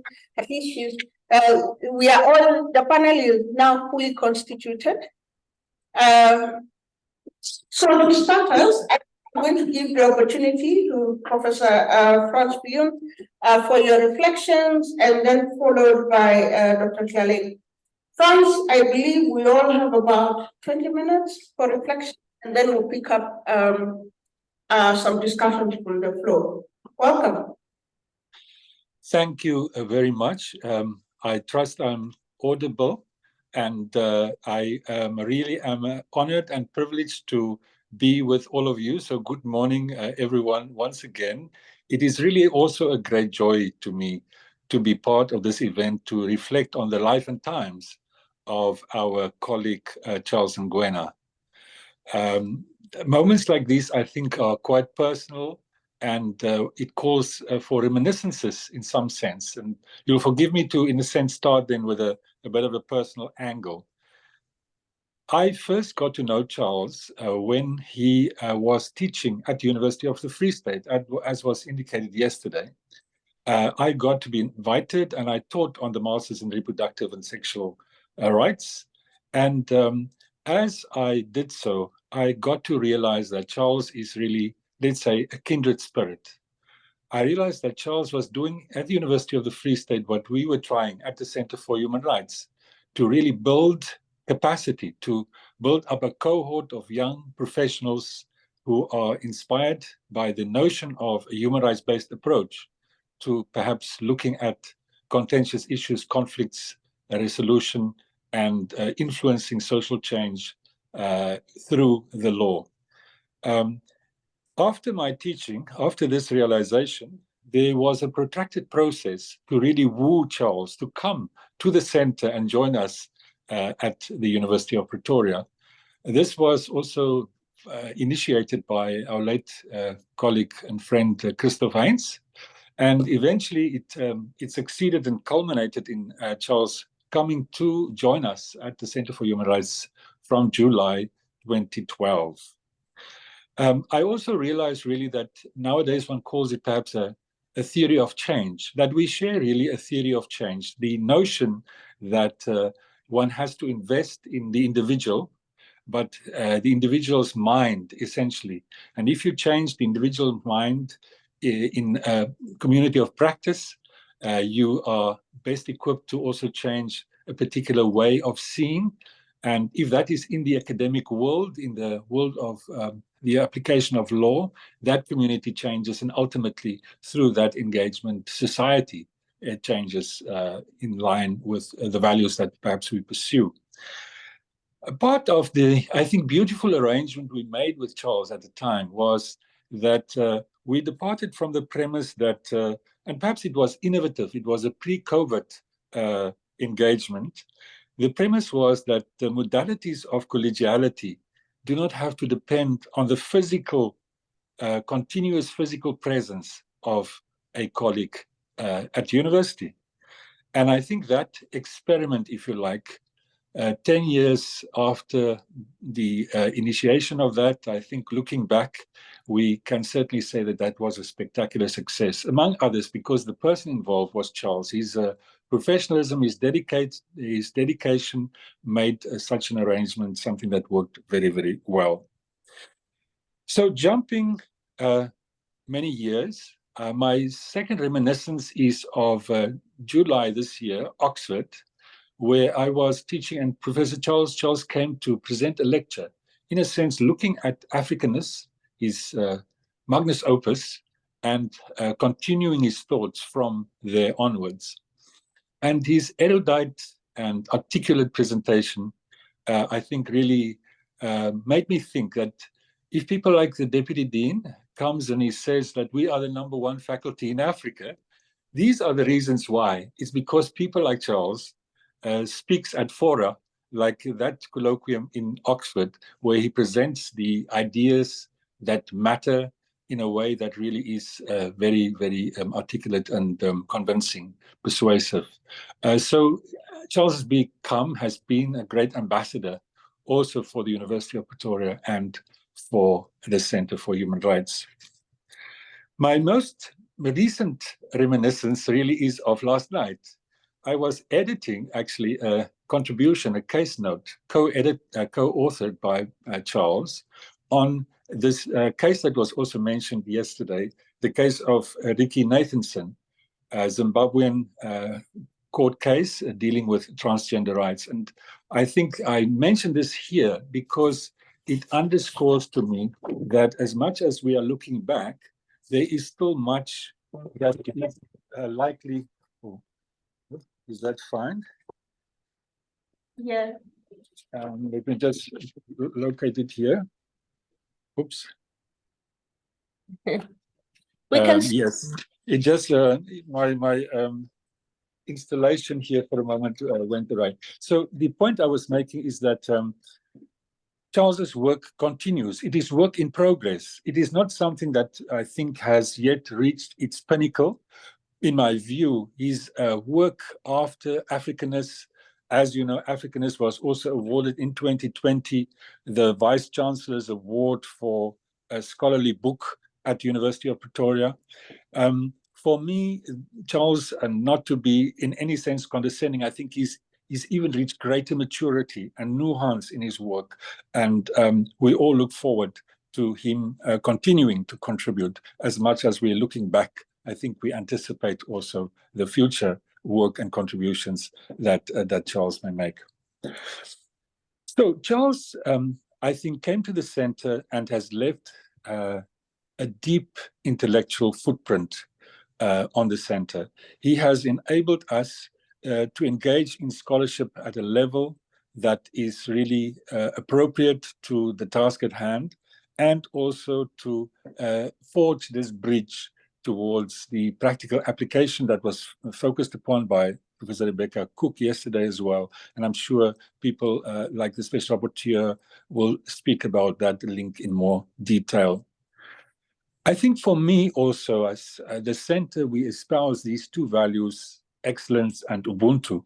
And Charles has personified, certainly, the way in which these two values are also balanced in his work and in his life in a very excellent way. Today, I think if the center is being looked at from the outside, if people observe, they associate the center with the work we do on the most marginalized communities. They associate us on the work we do focusing on Africa, and also in the process, having then also established a number of units, the intersectionality of human rights. And I think it was not inevitable that the center would grow in that particular direction. Certainly, many forces, many factors influence this evolution of the center's identity. But one of them, I would say, is certainly Charles Ngwena's presence and his role in the center, because he embodies really those elements, the idea of an African institution, finding its identity in its rootedness, the idea of the most marginalized being at the focus of our work, and then also the intersectionality of vulnerabilities and of human existence. So I think as an inspirational intellectual, he has contributed on the one hand through his curiosity and his critique, his critical voice, but on the other hand through his practical ways of doing, his pragmatic way also of allowing these intellectual endeavors to be rooted in a reality. It is difficult to dissect particular aspects of his work from the other, and to focus only on sexual and reproductive rights, obviously, when it comes to Charles. So I will identify a first area, a very important area in which Charles made a contribution in the center, and that is the rights of persons with disabilities. At the time, the center had embarked with Open Society funding on a project on the stimulating law schools, on the teaching and on activism around the rights of persons with disabilities. We had also had a fledgling course on persons with disabilities, the rights focus on their precarity. But Charles came and he was instrumental in elevating and in channeling that energy, that kind of fledgling energy, give it cohesiveness. And through his intervention and through his intellectual leadership, we saw the growing of three interlinked aspects of our work on the rights of persons with disabilities that still stand, I think, and will stand for a long time as very important on the continent. Obviously, the first here is the annual Disability Rights Conference, which first started in 2013, just a year after he started with us, a conference that helped shape the intellectual discourse on the African continent around very well-chosen themes on a yearly basis. This comes together with a second element, and that is the Disability Rights Yearbook, which also has its first edition in 2013 and really gives a voice to African scholars, as we know. And that voice has been carefully steered and carefully cultivated through the convening editor role of Professor Charles Ngwena. He has, in fact, been the founding convening editor, and he still remains that to this day, working collaboratively with others who are also here, with Nkata, Professor Murungi, with Serge Kamga, with Ilse Grola-Duplessis initially, and with Eliane Kombrink. And I think that has been a great endeavor that I think the continuity also of that, doing this without interruption year after year, is certainly a sign of great dedication. And the last of these legs on the work concerning disability is obviously the master's program in disability rights in Africa that started in 2019, also with collaboration with the public law department at UP. Then there is the work on sexual reproductive rights. In a sense, that was the first specific contribution from 2015. This master's program, in a sense, transplanted itself. I won't say that, that we kind of usurped the role of the University of Free State, but Charles brought it with him.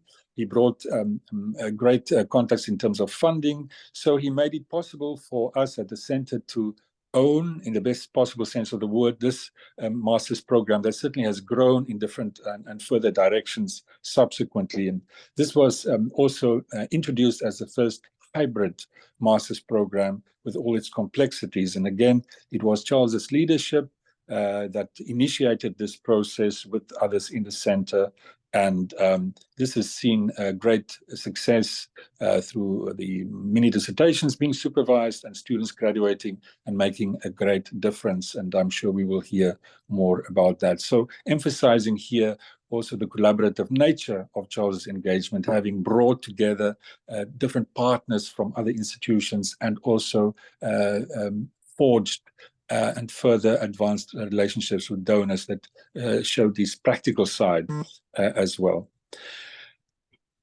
I want to emphasize further his role as a doctoral supervisor. I think that in the context of sexual and reproductive rights, I hope, Nkata, it's appropriate to call Charles perhaps an academic or intellectual midwife.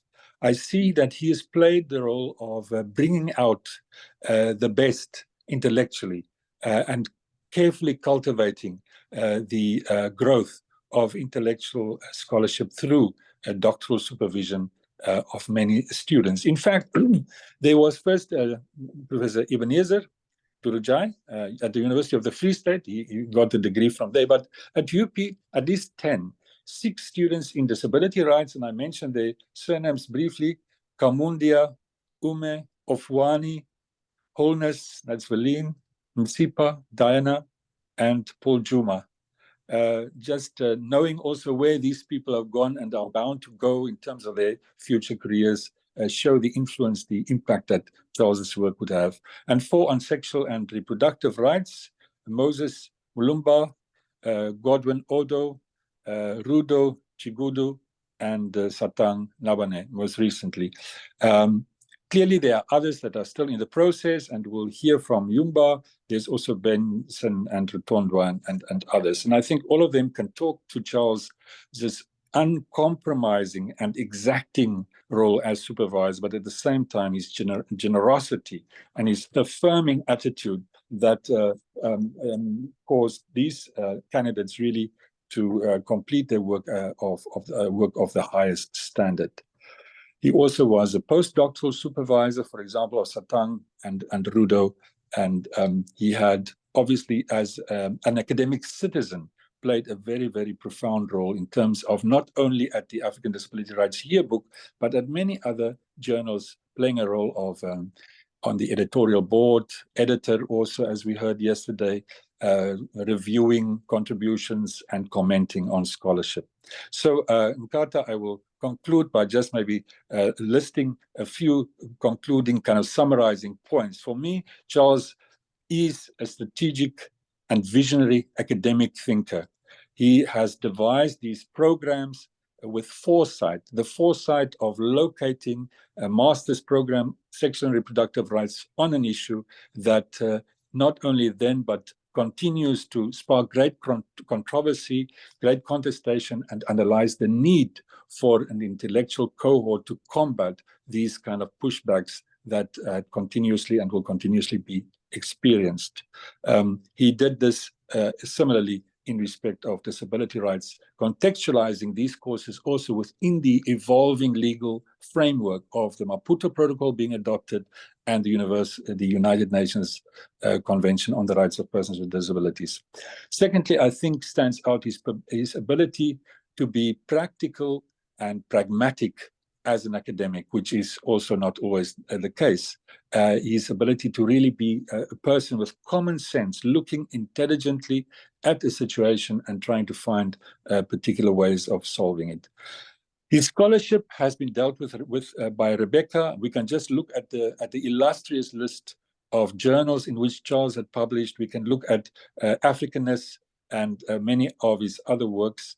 The greatest contribution to me is the way in which Charles helps us to frame issues, to understand not just the scope of the substance of an issue, but the way of approaching it. For example, through looking at Africanness as a question of how to define what African identity is, and looking at, for example, the issue of transgender rights by asking the question, as he did yesterday as well, is this the appropriate term? Is this the avenue? How does that word, that framing come into being, and how can we critique that? Also, I think his scholarship has left us with a great legacy and is continuing to evolve. His influence, I think, has been profound on scholarship and on a generation of scholars that have already found their own voices and will continue to do so. He bequeaths on us his singular philosophies, his academic approach, which I will think is a form of African feminism. A feminism that is embedded in critical disability, critical race, critical cultural studies. It is embedded in social theory. It brings together themes around deconstruction, decolonial thinking and theory, and ultimately it brings it all together through a deep sensitivity towards vulnerability and intersectionality. I think Charles has left a scholarship that will, for many years to come, influence and guide us in many ways. So from my side, from the Center for Human Rights side, I just want to say to Charles, thank you so much for having been being part of our team. We really, honestly would not have been able to realize our vision without you in the way that we have been able to do so. Your contributions are greatly appreciated, and we look forward to still walking towards greater achieving of that vision in the future. And if I may, more broadly on those affected by your work, communities, students, I think if everyone were here, they would join us in honoring you for the great influence you've had on individuals and collectivities. We will remember you for your dedication, for your excellence, that combination, that rare combination of excellence and Ubuntu, for your personal perseverance. You have been a stalwart colleague, a friend for us at the center, and your influence, I think, is difficult to distill and quantify. We've done some effort to highlight some of these aspects, of which there are many, and that we can treasure and hold on to as we celebrate this day, this thinking of the life and times of Charles Ngwena at the center and much broader than the center. Thank you so much for the opportunity, Nkata. I will be part of the conversation going forward. Thank you very much. Yeah, I wouldn't think of a better person to have articulated, from an institutional memory point of view, but also a very direct and personal experience of the relationship that you've had, particularly because, as you mentioned, it spreads much further than a lot of us have been maybe aware of. I sincerely appreciate all the insights as well. I see that Professor Ngwena is actually online with us. Welcome, Charles. Thank you. Thank you very much. Thank you. It's a pleasure to see you. Good morning. It's your morning. Good morning and good afternoon. you very much. We apologize for bringing you all up very early in the morning. No, that's wonderful. That's Okay. wonderful. Thank you very much. So I think we just go through the panel, and when we have completed, then we will also invite you, Professor Ngwena, to have maybe a reflection or feedback if you want to. So we are going to now move to Dr. Chaleng, who is a UN Special Rapporteur on the right to health. And I'm not going to define what she's going to focus her reflections on. I'll leave that to you. But thank you very much, Dr. Chaleng, for honoring us with your presence. And I know that a lot of what you have done really resonates with the work that Professor Ngwena has done. So I'm looking forward to hearing from you. I have to move the mic. Let me move the mic. I can go anywhere. Or I come here. This might actually work better. If you don't. Yes.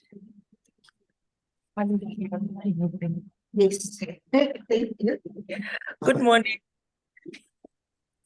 And good afternoon, those of you in the room.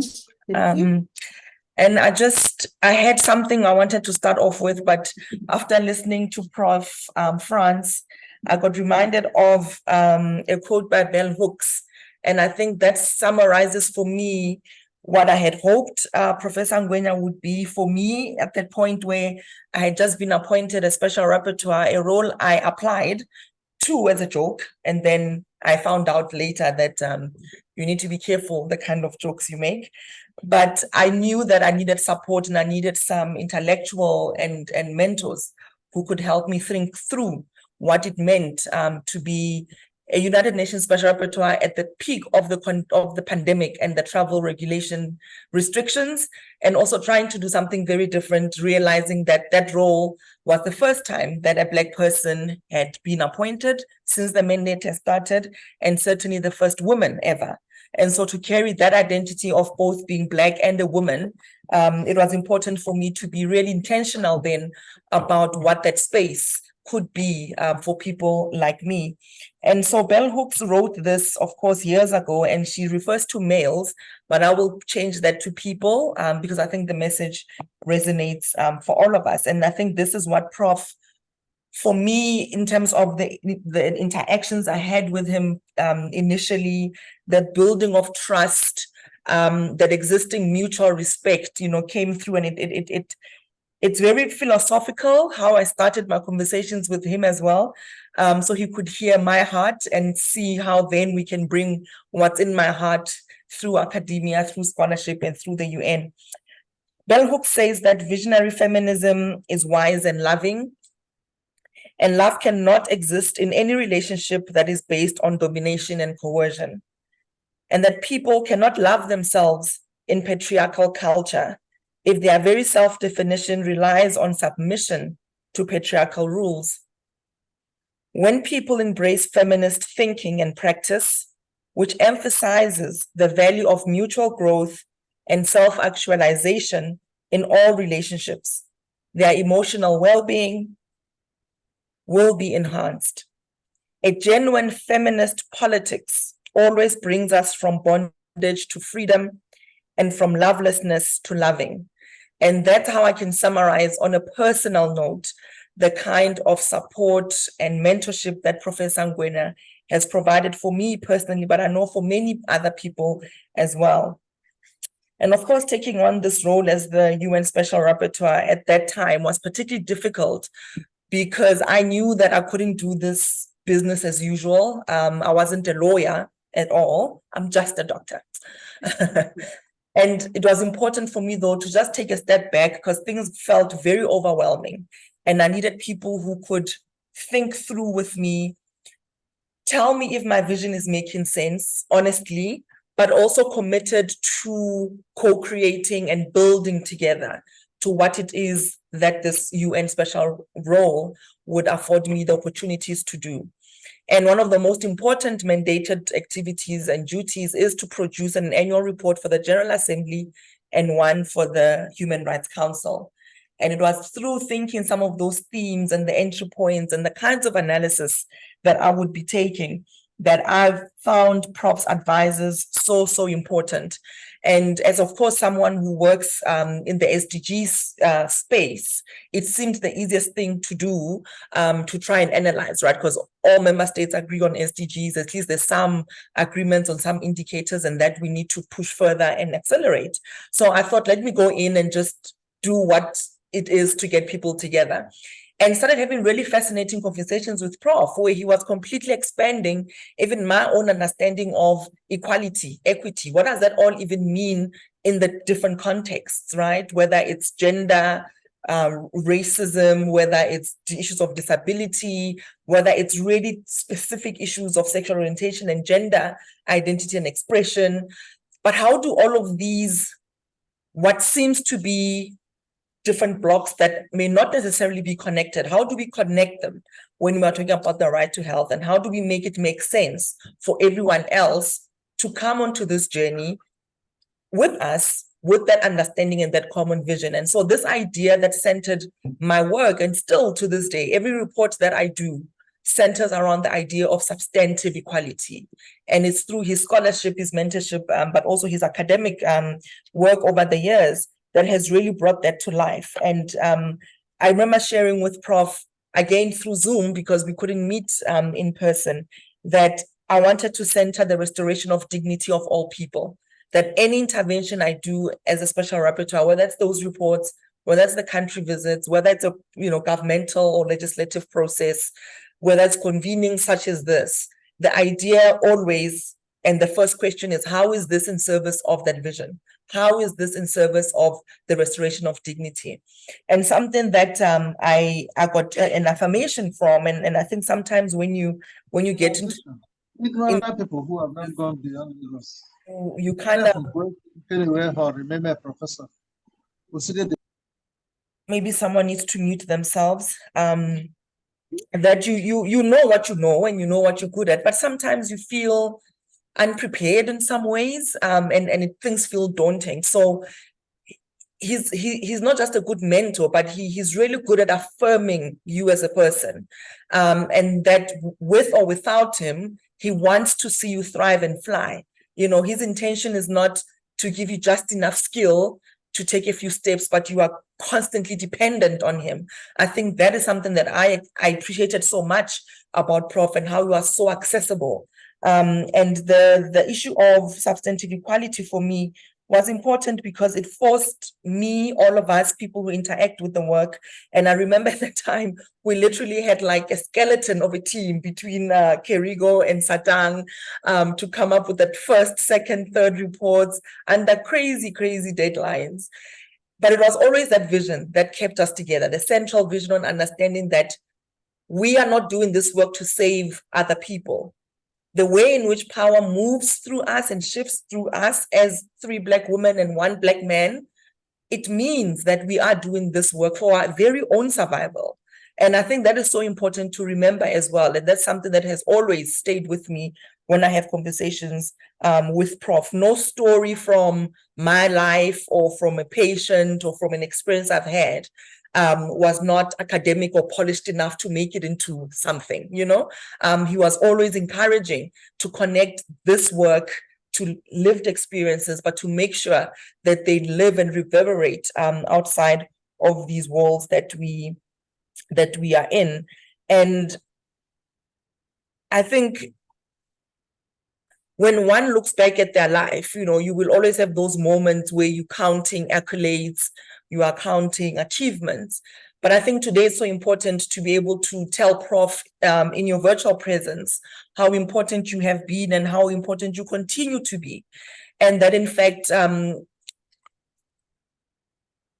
we continue to do the work in your honor, and we continue to do the work for generations to come. There are people who perhaps will never even know your name, but your work will directly impact them and will lead them to a more equitable, more substantively equitable world after all. And it's through your intuition, it's through your heart, it's through your warmth, your gentleness as well. One never feels like they're learning when they're with Prof. You feel like you are in a conversation and you are creating together. And I think it's that spirit for me personally that I have tried to embody even in the way that I teach students. And so your inspiration is more than what you have given us in terms of a leader, but it's also about the skills that we use and how we show up to the spaces and how we, we take care and we take our duty of care very seriously for our colleagues, but also those who are looking up, to us to inspire them. And I will be forever inspired by you. And just to give you, in closing, just to wrap up, Prof, I'm sure you remember this when I say to you, okay, I've gone back, I've thought about it. Let's have a quick meeting again, always last minute, and you never say no, you were always available.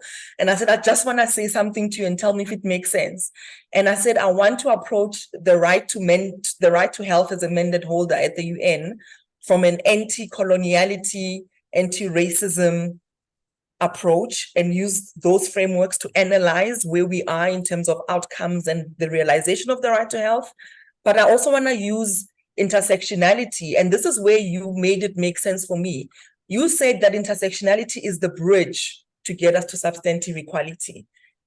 And so if we accept that we are in a process continually, it means that we need to be able to bridge and get through to the other side. And so what other tools do we have?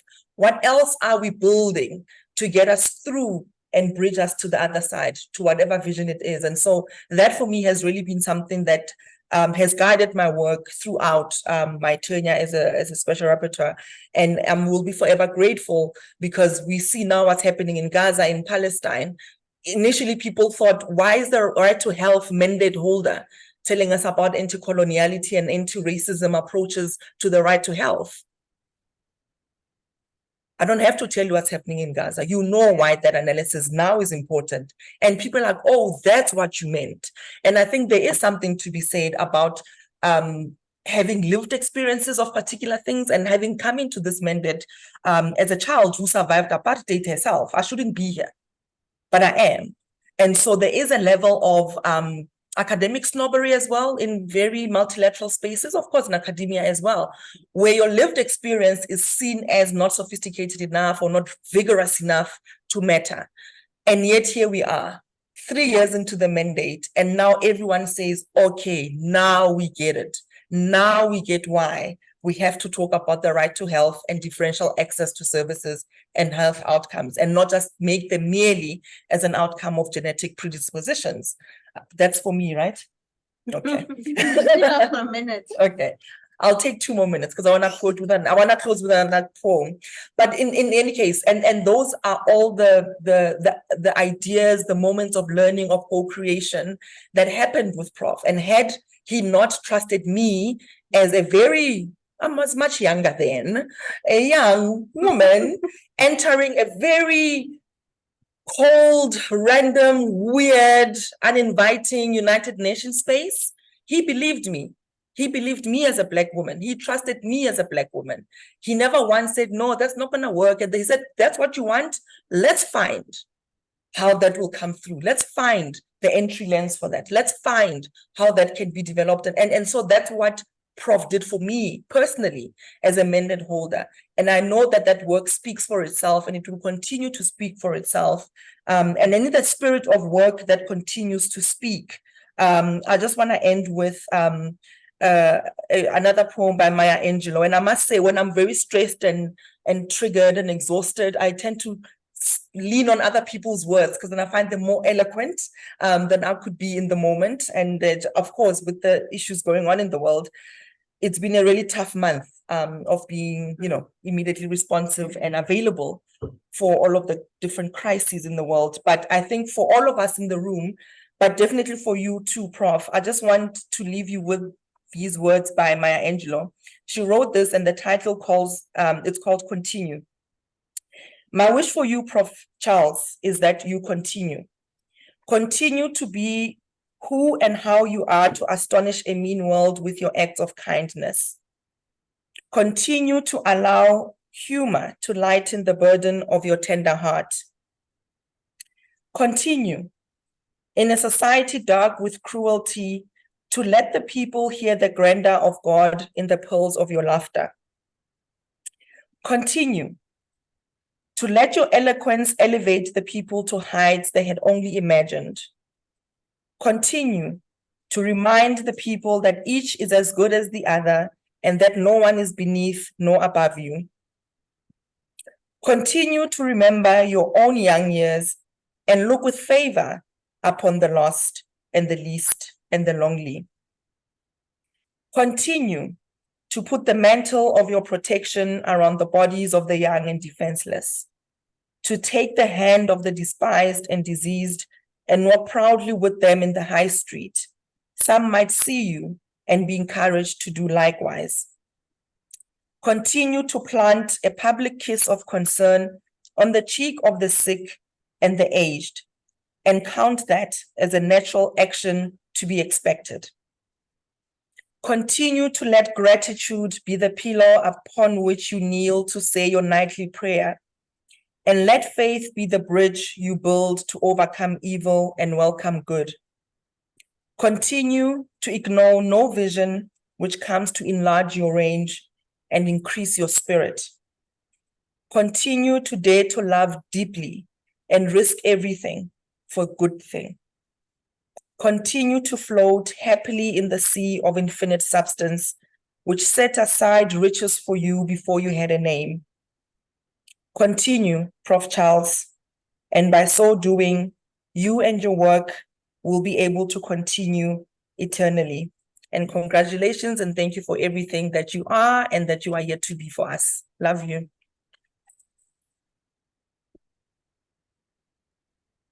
Thank you very much, Dr. Kelling. I will not try to top that. So I am not going to try and come back at all. I'm just going to move on to the next speaker, and then we will come back when we have digested. Prof. Roger, please.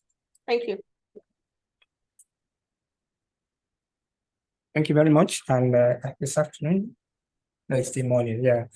I don't know where to start, but I think I will start from what Professor Ngwena said. My first encounter with Professor Ngwena was when I was admitted for the LLM program on sexual and reproductive rights at the University of the Free State. So I was privileged to be one of those first sets of that program. I think 2005 or so, yeah. And when I started, when we started the program, usually we some lecturers, scholars are invited, and that was my first encounter with Professor Ngwena as well. And of course, he went on to be my external for my doctorate. And since that time up to now, I've also been able to interact with Professor Ngwena through that program anyway. One important thing, during that program, we do assignments and you get feedback from Professor Ngwena. And some of us, by the time we get back his feedback, wow, that it's so tough. You think that, well, you're not sure whether you know what you are doing, because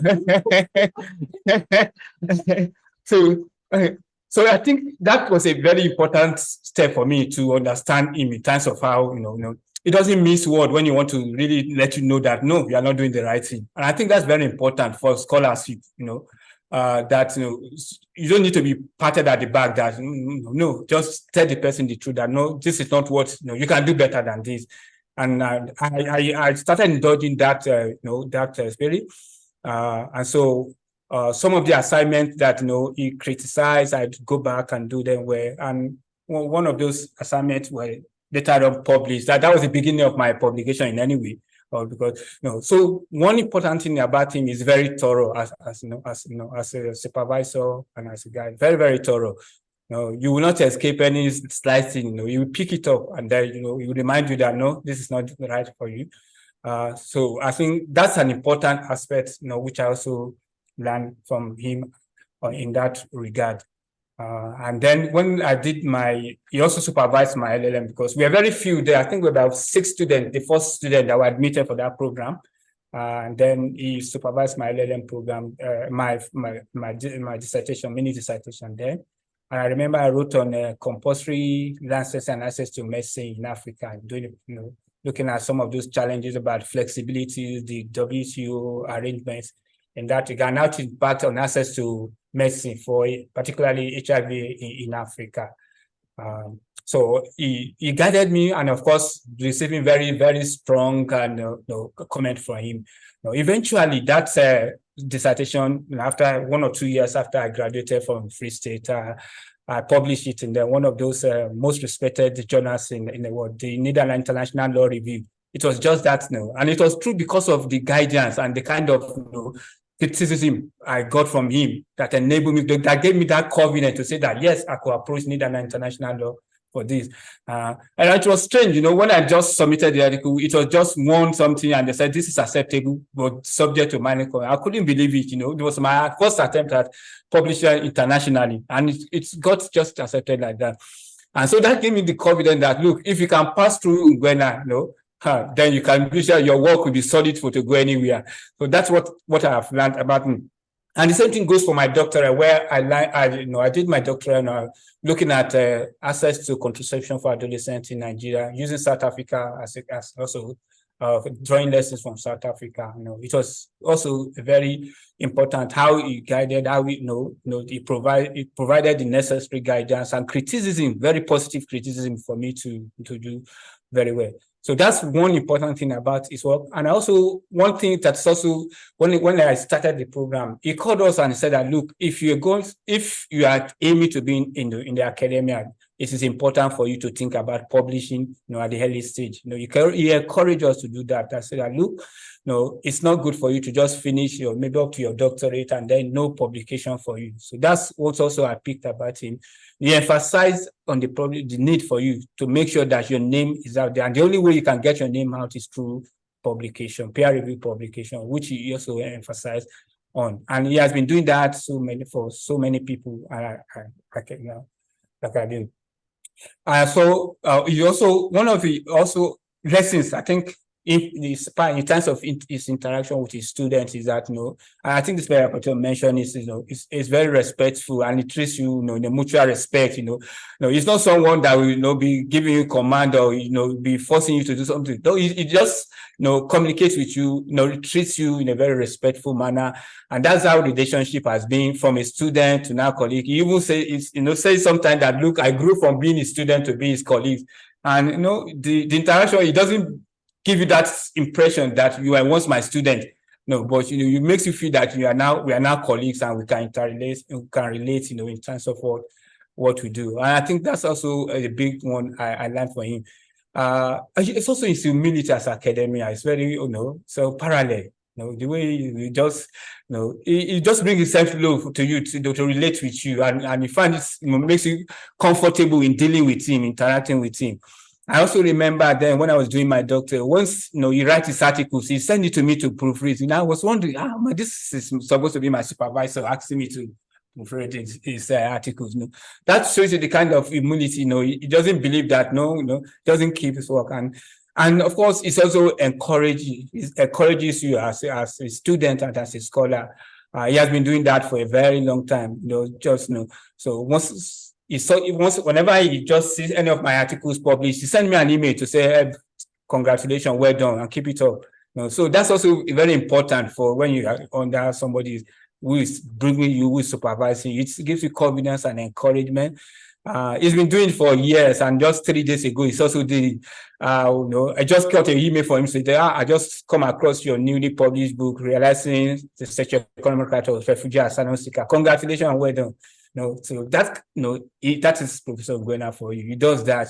He's very generous in the way he deals with you as an individual and as a student. And I've been able to learn a lot from him in that regard. Of course, as a student, I have come in terms to also work in the area of sexual and reproductive rights. That program was especially for sexual and reproductive rights at the Free State. And I did my master's and also did my doctorate. And from then, I have also continued in that field, with his guidance, with his support, with his encouragement. And I'll be able to also publish, in this area. But then specifically today about his own work, I think for me is, I always point out abortion as one of the most important areas where he has made very substantive contribution. He was one of those few scholars in Africa that was writing on abortion, in Africa, looking at reforms and across Africa. There could be some people writing within South Africa, but when you look at looking at Africa, he was one of the four. I used to say that he was one of the low voice in the wilderness, crying for the reform of abortion in Africa in those days, and he has continued, to sustain that, for a very long time. But beyond published academic work, he has also published some important booklets, for judges on the issue of safe abortion. I remember one specifically for Uganda, which is also a very important resource for judges to learn more about what abortion means. He does not only publish, he also has contributed to development of norms and standards. We know that he was involved in the drafting of the General Comment 2 of the African Commission. He made this a very important contribution to that in terms of expertise. He has also been involved in training of parliamentarians and judges on the issue of abortion, especially across Africa, through his collaboration with CRR, Center for Reproductive Rights, and of course, HIPAS. His work he does, with HIPAS. And so that's also very important. He doesn't only contributes to academic work, but also it makes impact in terms of norms and standards. And we know that to develop norms and standards is very crucial, in terms of making changes, both at the national and at the regional level. And I think it's been done. And I think he has also been providing some expertise. At a point in time, he was one of the panel members of WHO, providing some guidance on certain issues. I also remember that there's General Comment 22, who also has an input in it by the Committee on Economic, Social, and Cultural. We know that that's General Comment specifically deal with the sexual and reproductive right in general. So I think he is a good, I will regard him as a very wonderful scholar, wonderful mentor, in academia. He's not only an academia, but also, he also tried to make sure that whatever he's writing is also tried. So he encourages us to interact with the civil society group, because it's very important if you want to make a change, especially in the area of sexual and reproductive rights. We don't just write, we need to also make sure that our writing, our suggestions are translated to important norms or policies, either at the regional or at the national level. So it's been good. It has been very, very good in doing that and encouraging us to do that. So I think I'm very, very privileged to be one of his doctoral students. I've grown from one of his first doctoral student and to be his colleagues. And we keep interacting, we keep publishing together, we keep thinking together. And he is a very, in terms of getting information or suggestion for me, he's always there for you. You can always want to bounce in. I always bounce things by him to say that, look, I'm thinking about doing it. How do I go about it? Then he give you necessary. And of course, he's never threatened by resources, as a student from he always encourages you. That's also I find very interesting and very amazing. So generous in terms of how he encourages you to do that. Look, if you are publishing, you are doing very well, he celebrates you. And doesn't feel threatened as if anything. And it's also not very, it's not a common thing among scholars. But I think for him that is the way. And I think I'm very privileged. And sometimes Satanga and I will say that, and I will be saying that, look, we are privileged to have gone through Charles Ngwena, and of course, we have felt disappointed. I don't think, in terms of how we have done, in terms of our publication, continue to sustain the discourse, continue to sustain knowledge, in the area of sexual and reproductive rights. And I also remember very well when he moved the program to Pretoria, he contacted me and said, "Help, I will be inviting you to give some of the lectures for some of these classes." And I was glad, and I've been doing that through him, through his invitation up to now. So I'm very, very grateful. And I think, I don't know what more to say. Okay. Thank you very much, Ebenezer. I think the key highlight is that people are having personal reflections, and personal reflections, they feel very sincere, and it's very, it is personal, right? So it's a lot of your experiences, but even hearing the personal stories still points to certain recurring themes of professionalism, of someone who has been a great mentor and of course, someone who has produced a body of work we are celebrating. But then I don't want to, it's personal, so I really cannot comment a lot on it. I'll come back in a more general sense later. So I'm going to invite another one of Prof. Ngwena's students. Maybe the difference is the timing of when you are a student and the fact that she is here. But I think also essentially that Yumba has been part of the SRHR program previously.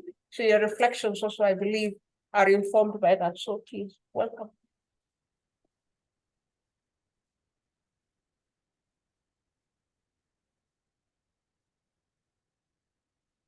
Hi, Prof. Oh, hi. To everyone else, my name is Yumba Kakowe, a doctoral candidate in the Sexual Reproductive Rights program. I first met Prof in 2015 as part of the first cohort of students in the then new MPhil and LLM in Sexual and Reproductive Rights in Africa program. I was at a crossroads at the time, and I wanted to find my way in the SRH space, but didn't know how that would be possible. I wasn't a doctor, I wasn't a lawyer, so I was from humanities, I did gender studies. So yeah, it's something that I wanted to explore, but I didn't know how. Luckily, randomly, actually, I came across the advertisement for the course, and it was definitely perfectly timed. My life has not been the same since. The experiences I've had, the spaces I've been in, the people I've met may not have happened if it wasn't for the course. So coming back to the University of Pretoria almost 8 years later to become part of the program, the same program, but now as a doctoral candidate, is such an unbelievable privilege. I remain in awe of what has become of Prof. Ngwena's vision, his sense of service, and his desire to contribute to creating a continent where women, girls, and marginalized populations ordinarily ignored or forgotten not only survive, but also thrive. And it makes me proud to be part of his legacy. The multitude of students who continue to apply every year further provides evidence of the relevance of what originally was just an idea and to date has powerfully impacted so many lives. The course aside, I'm also in awe of Prof. Ngwena, not just as an academic, but as a human being. Academia can be tough and tricky to navigate. And there are moments when I have certainly spiraled or been stuck. And yet, regardless of the many wordy and very long-winded sentences in my own work, which Prof sometimes refers to as overwriting, but I personally regard as my take on style and flair. He leads with empathy, and always humanizes me, even when I am uncertain about my work. I read it back to myself in his voice, and it's not just because of his obvious wisdom, but the integrity with which he carries himself as a lecturer and advocate, and for the second time, as my supervisor. Lastly, if there is a significant lesson that Prof. Ngwena has taught me, and which he is a living example of, is to not be afraid to pivot and change lanes, even within the SRHR space, and that one does not need to be complacent, but to keep asking questions about the world we live in, why we are the way we are, and the ways in which our lived experiences could be improved. His extensive body of work, its richness and range, not only demonstrates an incessant curiosity and dissatisfaction with the status quo, but a consistent desire to improve the human experience. So I would like to take the opportunity to thank Prof. Ngwena for being an example of what it means to be bold and daring, and the importance of continuing to challenge myself, and not just in academia, but in any space I find myself in. So thank you, Prof. You.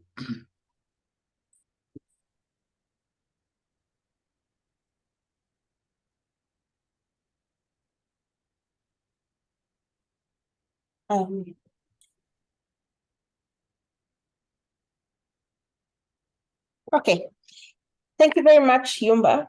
It was very brief, short and sweet. I think we've been listening to a lot of things. I know, oops, haha, no. Okay, we are still here. Yes, we can continue. But this screen is not on. Yeah. So, but it can, huh? This one is on. This camera and this laptop is on, so we can continue from there. Okay, apologies to our online colleagues. We have a thing called load shedding here. And it just happens, yeah. But so we are still fine. We'll continue as we wait for the light to come back in the hall. But since you can hear us and the sound is fine, we'll just continue. I think we have sat through some very interesting reflections. When we started preparing for the roundtable, I didn't expect that it was, it was difficult for me to know what to expect, actually. Because I think, as we started by saying, we all have experienced very different facets of Professor Ngwena, and reflecting on all this about community engagement and research and teaching. It's in many ways touches on quite sort of a variety of bodies of work that we are all engaged with. So I am glad to hear a lot of things. As I was saying, there has been some recurring themes, and one of those is the theme of humanizing people, like making you feel comfortable with who you are, irrespective of whether you're a colleague, a student, working out there and engaging with Professor Ngwena. Okay, I have no idea what is going on here, but the speakers and things keep coming and going. So I hope you can still hear us. You can hear us? They can still hear you. You can hear you. Okay, good. It's not my personal session, but because I am the chair, let me also just indulge myself. And I know that Professor Ngwena is very uncomfortable. I can see that you don't like this, this kind of reflection. And as we said yesterday, we Africans are not given to doing this very often. So I can understand the discomfort. But let me say also, as a colleague, it has been, I met Professor Ngwena also just around the time when this whole program was starting. I think 2013 and 2012, 2013, I was still a student myself. And I, at the time, had very little interaction with sexual and reproductive rights, quite frankly. I was writing on disability rights, and that was the beginning of my interaction with Professor Ngwena's work. And I think in the first few years of writing on disability rights, as Glenn is noting here, there were very few African scholars that you could actually cite on disability rights. And I remember seeing quite a bit of the writing that Professor Ngwena had already been doing at the time. And then we had the first conference on disability rights in Africa. I think that was 2013. And that conference resulted in a publication, also one of maybe my second publication or something like that. And it was very exciting to finally, start seeing things coming together, feeling part of a community of scholars working on a subject matter, and then subsequently to learn about this huge body of work that Professor Ngwena has been doing. I was personally, in the beginning, very intimidated, I have to say. And I looked up to his work and I was always in awe of the philosophical level of engagement that I could never see myself ever get into. I don't think I've gotten there, but I certainly, in the course of particularly eventually meeting Professor Ngwena in person, have felt a lot more comfortable in learning from him. And I think what a lot of people are not saying that Professor Ngwena is very diplomatic is very diplomatic. So sometimes, you know, in the spur of the moment when you can say things. I personally now look back at some things I said 10 years ago and I'm like, what was that? But I also recall that when I said them out of ignorance, Professor Ngwena didn't say anything that made me feel less. I had a very limited understanding of intersectionality. And in fact, in my thinking of intersectionality, because I had never before coming or engaging more with the work of Professor Ngwena, I actually didn't have a background knowledge of it. So I didn't actually use the theory even as a theoretical framework in my dissertation, which would have benefited a lot from it. And I had a very incremental understanding of the intersectionality of various identities and the effects. And even as I came to learn what intersectionality actually is, and the feminist origins of this discourse, and the need to appreciate all those backgrounds before you can try to apply it, by then I think I had already said a lot of things that were contra the principles of intersectionality. But I know that Professor Ngwena never once made me feel stupid. So that's good. In many ways, I don't think we have a lot of that in the academic field. We have people trying to make a point. We make entire publications out of replies to other people to show them that you know better. So sincerely appreciate the fact that Professor Ngwena has been a mentor when it is direct and indirect. In many ways, a lot of times I have learned from just listening to you and observing you and reading your work and just marveling at the wisdom. So thank you very much. I think the other thing that I could say as a woman in academia is that there are very few people who actually, may not be living the experience, but understand that gender can also affect how you experience the space, the academic space, the leadership space, and also just personal aspirations that can be affected by how we conceptualize gender. I have felt comfortable in my conversations with Professor Ngwena because I get the sense that he understands where I'm coming from and that I can be open to say that these are things that I find challenging. Again, he's been very generous. I would just say one of the things, I know Professor Ngwena will probably notice, when I was expecting my daughter, I had a lot of people didn't know I was expecting, but I had been working on the SRHR for a very long time alone. We didn't have the staff members at the time, and Professor Ngwena was away. And so it was necessary that I let Professor Ngwena know. So I still remember that email because I laugh at myself. After explaining everything, I thought, I am going to get a lot of help, so it will not disrupt me at all.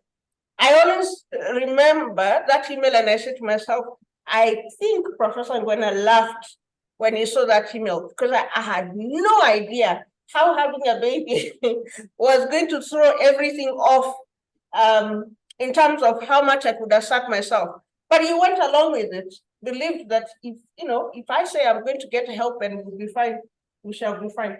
So thank you very much for being very gracious. I will just maybe give you a moment. I don't know if you want to reflect or to say something, and then we shall come back to the room for, I'm sure there might be other people who might have reflections. So Professor Ngwena, if you do want to come back on anything, please. Oh, thank you very much, Nata. And thank you very much to the Center for Human Rights for convening this occasion where I'm very humbled by what you are saying and indeed embarrassed almost that you say so much that is encouraging, you say so much that is laudatory of one's contributions. I never really imagined that I was making a contribution. I imagined that I was an employee of the University of the of Pretoria. But you know, the Center for Human Rights itself became an important institution as not just an academic home, but a space with so much humanity within it. And what I've learned is that places are what they are because of the leadership. And I don't want to embarrass France now, but I should say that your imprint as a person has really meant that each person working at the center feels they can contribute to the maximum of their ability. For many scholars, what really stops them in the way is when they're not given space to contribute, when they sense that they're being excluded, when they sense that they're being marginalized because they are of a certain color or of a certain gender or of a certain ability. But what the center did for me was really to reassure me that, no, there are spaces in our universities which have decent leadership that allows everyone to flourish. So I'm very grateful to this university that really made me feel that I can believe in humanity. I am able to contribute to scholarship. I'm able to contribute to the work of students. I'm able to contribute to the community. So I'm very grateful for that. Now, as for the accolades that I received this morning, I think they were, far too generous. I think Professor Franz was far too generous. I think Dr. T was far too generous.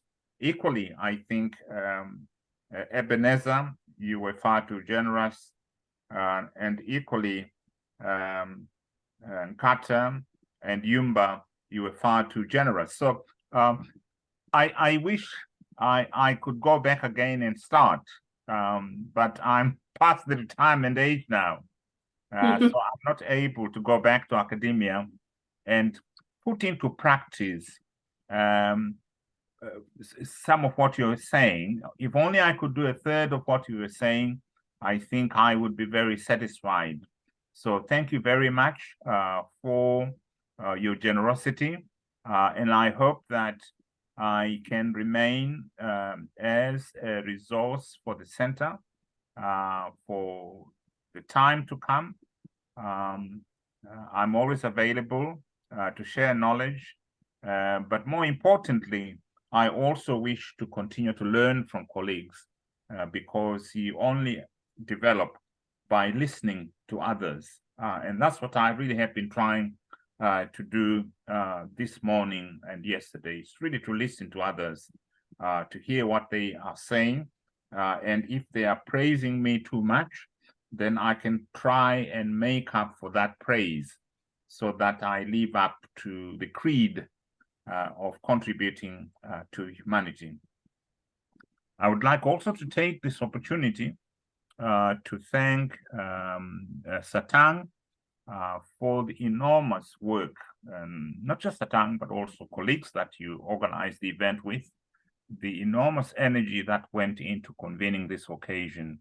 It really has been a kind gesture. I can't think of anything more generous than the occasion where one hears words of gratitude or appreciation from colleagues. So thank you very much.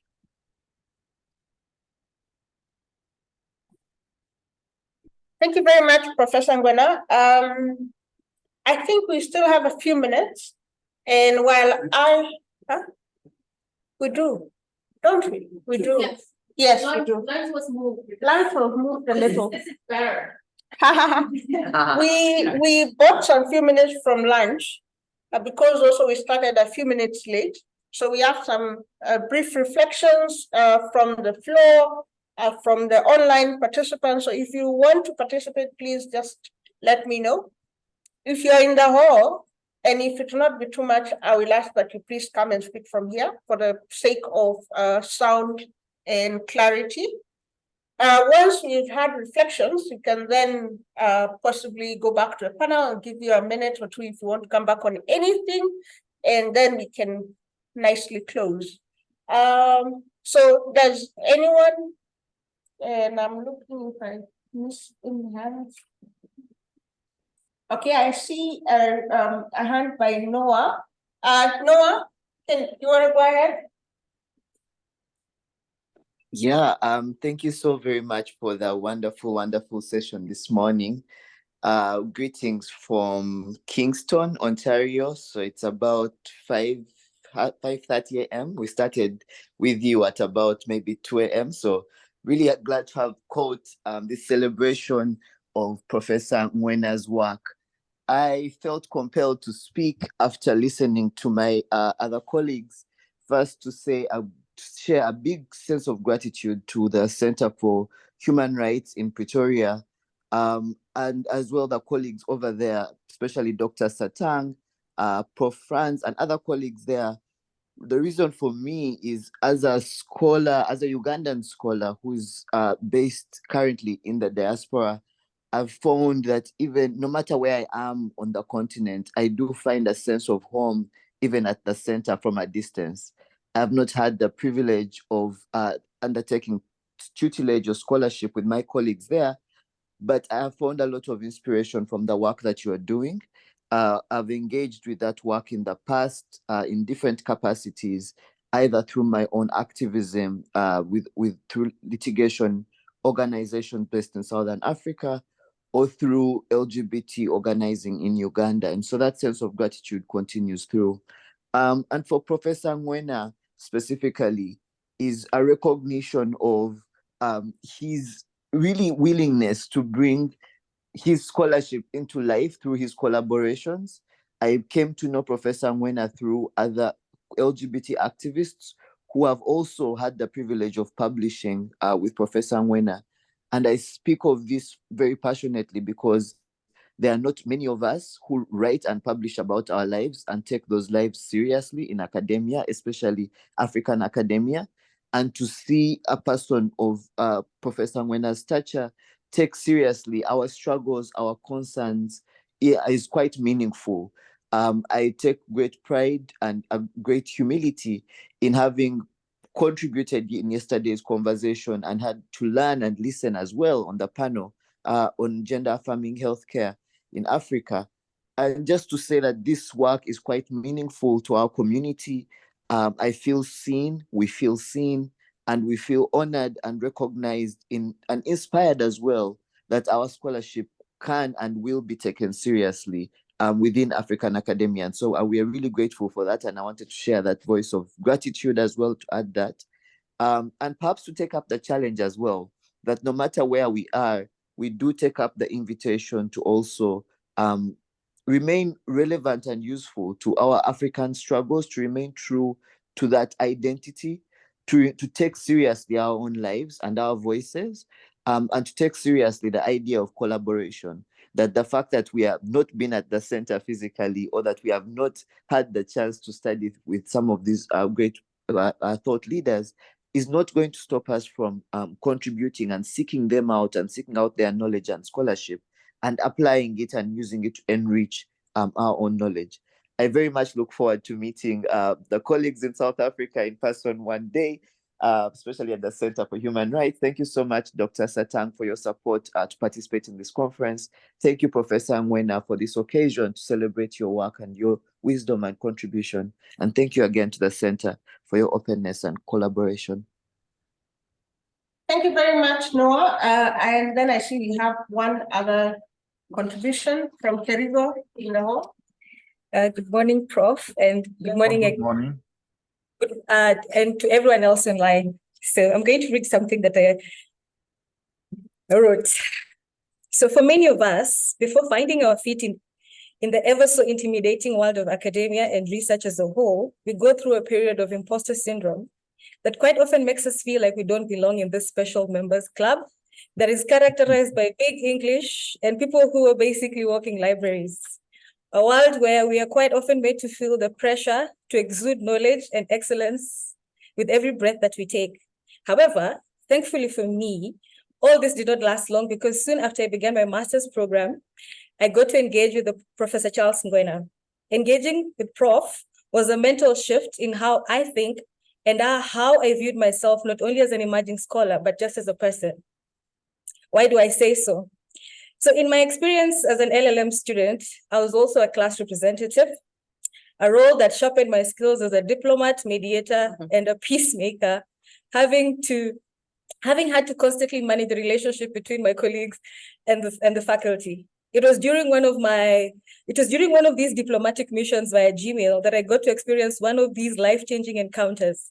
So one day, after carefully crafting what I would like to imagine was a very serious email, Prof responded with, I think, 2 lines of light humor that was meant to calm me down.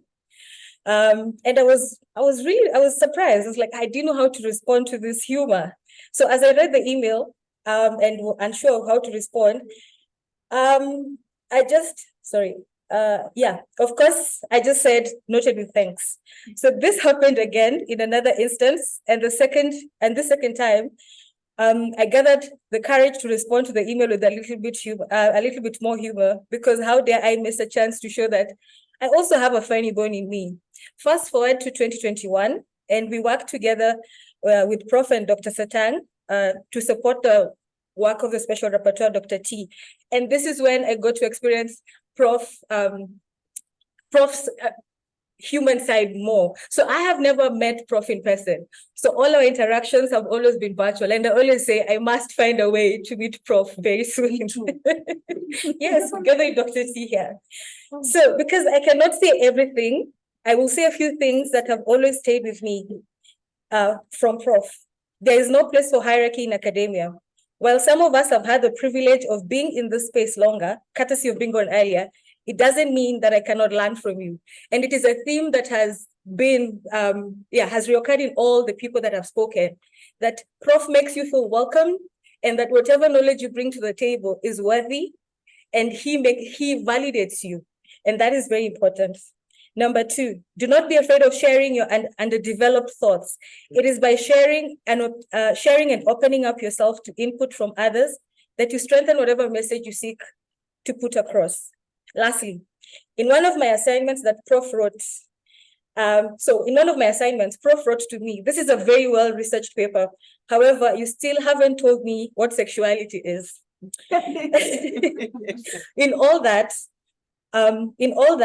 I only read, this is a very well-researched paper.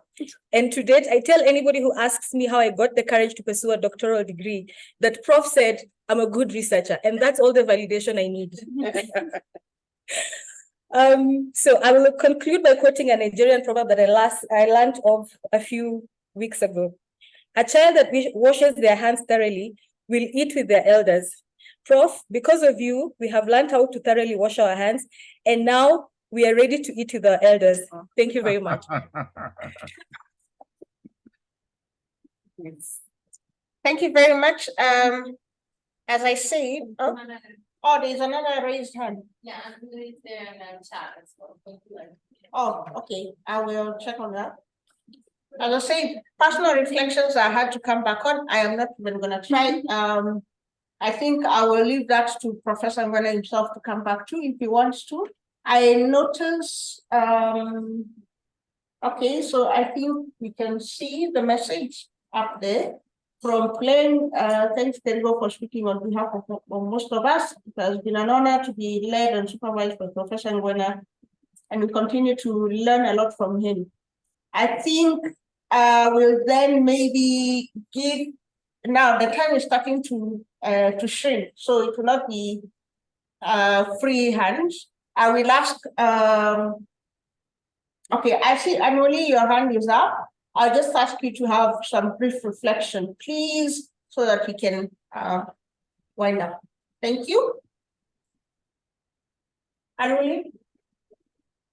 Good morning, everybody. Good morning, Prof.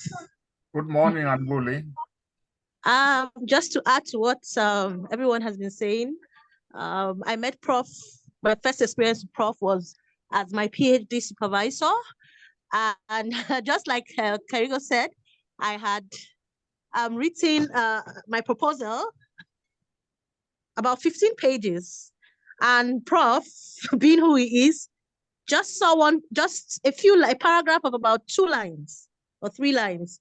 And he said, this is what researching, and that's basically what he said, that in the whole 15 pages I had written, it was just that paragraph that was what's pursuing. And that was what I pursued and developed into my PhD thesis. And I just want to thank Prof for his thoroughness, for his kindness, because during my PhD journey, I went through seriously difficult times. And I probably wouldn't have completed my PhD studies because I considered dropping out because I went through some difficulty. And if not for his kindness, if not for his, he's always, he even as a supervisor, he checks up on you. He picks up on what you're going through. I was going through a tough time and he was able to bring me back, to focus on my work, and I was able to graduate. So Prof, thank you. Anytime I send a message to him, I'm always amazed. Within few seconds, he has responded, and he's always asking about your welfare, about how you're doing academically. So I just wanted to just add my voice to all the people that are thanking you, to say thank you for being an amazing supervisor, because you gave me an opportunity that I would probably never have had to present my work. I even got to teach with him at the SRH course. At some point, I got to present, I practically presented my work at almost all the disability rights conferences because of him. And it's because of him now, I'm not even getting to supervise students. I have my first student who is my first student in disability rights, who is working on the intersection as well between SRH rights, a PhD student, and disability as well, neurodisability. So if not for his amazing guidance, his thorough guide, he's very thorough. And of course, he always comes in with his humor to make things just right for you. So Prof, I just want to say thank you. I know I've said it to you, but you won't understand how much it meant to me, how much your guidance, how much your kindness, how much the opportunity you gave me to present my work has influenced my life. I probably wouldn't have been, I wouldn't have understood the disability space the way I do if not for your guidance. So just thank you so much, Prof. And I'm glad to be part of the celebration, honoring you and celebrating you. Thank you, Prof. Thank you. Thank you. Thank you. Thank you. Yeah. Thank you. I don't see any hands in the hall. I don't see any hand online either. I think, okay, that's a legacy hand.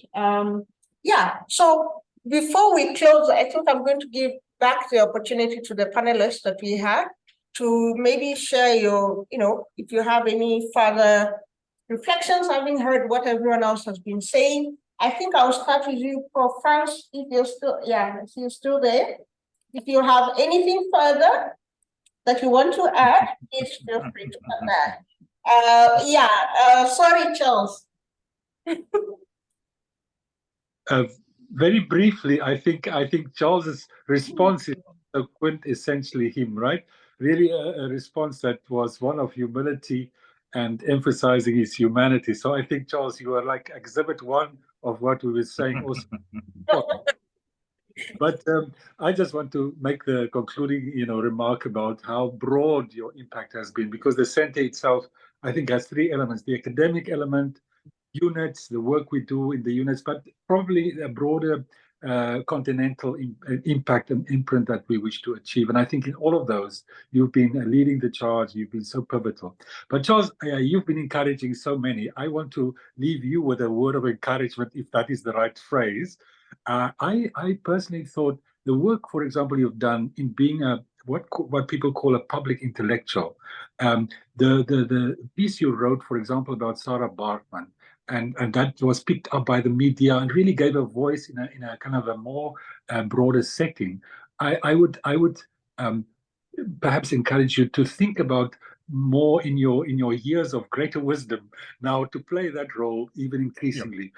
Those issues where you can not only shape us in the center and the students, but even the broader discourse on particular issues. So with that, I raised my case. Thank you so much.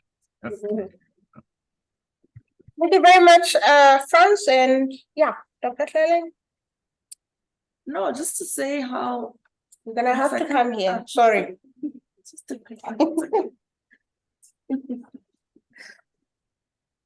No, just to say that I think it's so encouraging when you in a room with people and they experience your person in the way that you experience them, which is just joyful and generous and warm.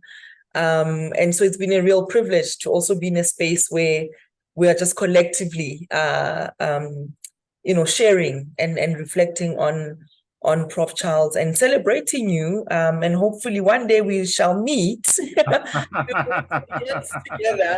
Even before BSR, by the way, we're trying to do a whole reproductive justice coalition in South Africa and had other conferences before. So we've been working, for more than 6 years now.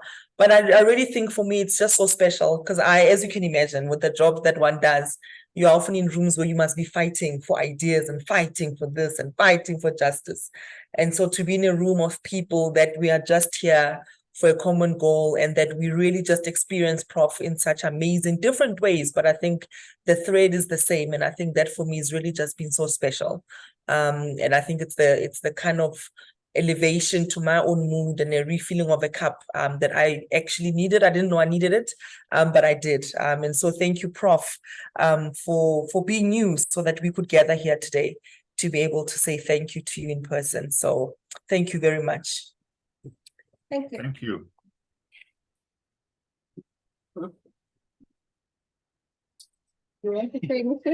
Okay, just to start Prof again, I think one other thing which I think I picked up working with him over the years, work ethics, he's a hard worker. Remember then when in Free State, when others have left, you see him in the evening still working, and he comes in on Saturday, he work for some time and before going back. And of course, he's also responding to you any time of the day, any time of the week. And so I think that's one of the things I think I need to say about you, which I've also picked up in the course of my career. There's no weekend, there's no holiday. Sometimes he just keeps doing his work. Yeah.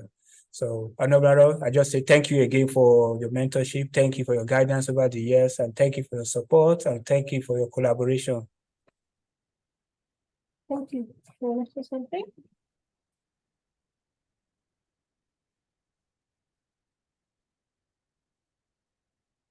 I just wanted to say congratulations for all that you've achieved.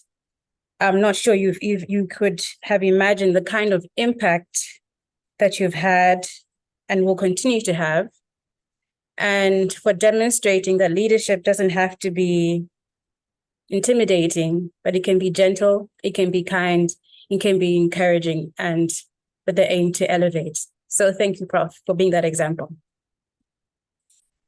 Thank you. Thank you very much. It's been a surprisingly heavy and light at the same time kind of session. Truly from the bottom of my heart as well, just to say, I hope I can do half the things you have done by the time I get to this age. So I still look up to you in many ways. And I am honored to work with you, of course, and the other colleagues that we have, but especially today we are here for you. I'm very much honored to have interacted with you in the way that I do. And I hope that the opportunity to interact will still be there for as long as we can keep it. So thank you very much. Thanks to the panelists. Thank you for sharing also your very personal experiences. And for opening, I believe most of the time when you have a singular experience of a person, you can imagine that it is maybe the product of the moment, because maybe you found someone in a particular moment. I think when you have a story that is replicated across different disciplines, different areas of work, and different geographical locations all around the world, it's an affirmation. that people truly believe in and appreciate what you have done, Professor Ngwena. So unless you have a closing word from my end, it's just a thank you to everyone online and in the hall. But Professor Ngwena, you have the last word. No, thank you very much. I think I have said as much as I could say. And once again, I really would like to thank everyone for the sacrifice they have made and the generosity that they have shown to take a moment to express their gratitude towards my very modest contribution to academia. So thank you very much indeed. Okay, thank you very much. On that modest note, lunch is served. I think we were supposed.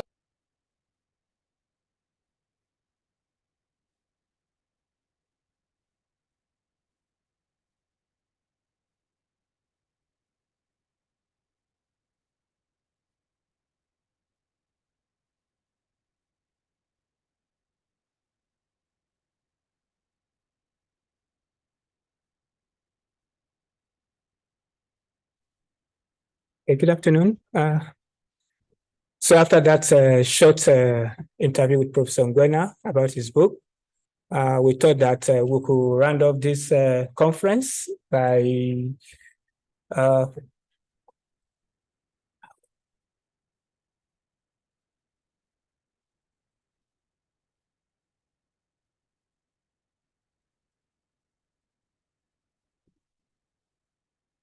thank you very much. So I was saying that we were thinking that it would be ideal or proper for us to end the conference by trying to respond to one or two, about 3 questions about the way forward in terms of where we want to see sexual reproductive health rights in the region.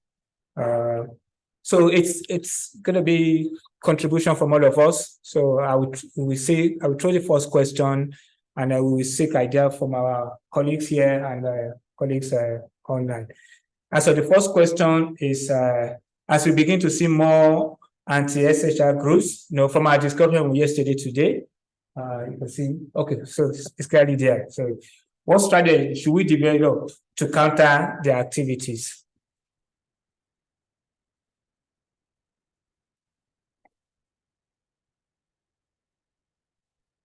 So, suggestion, contributions from people here and online? Who wants to bear the cat?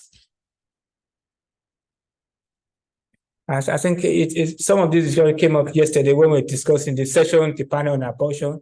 If you recollect very well, some of those issues were raised and subsequently, yeah. Also, some of those issues were raised yesterday, the panel on abortion, which was the very first panel, which took some time also.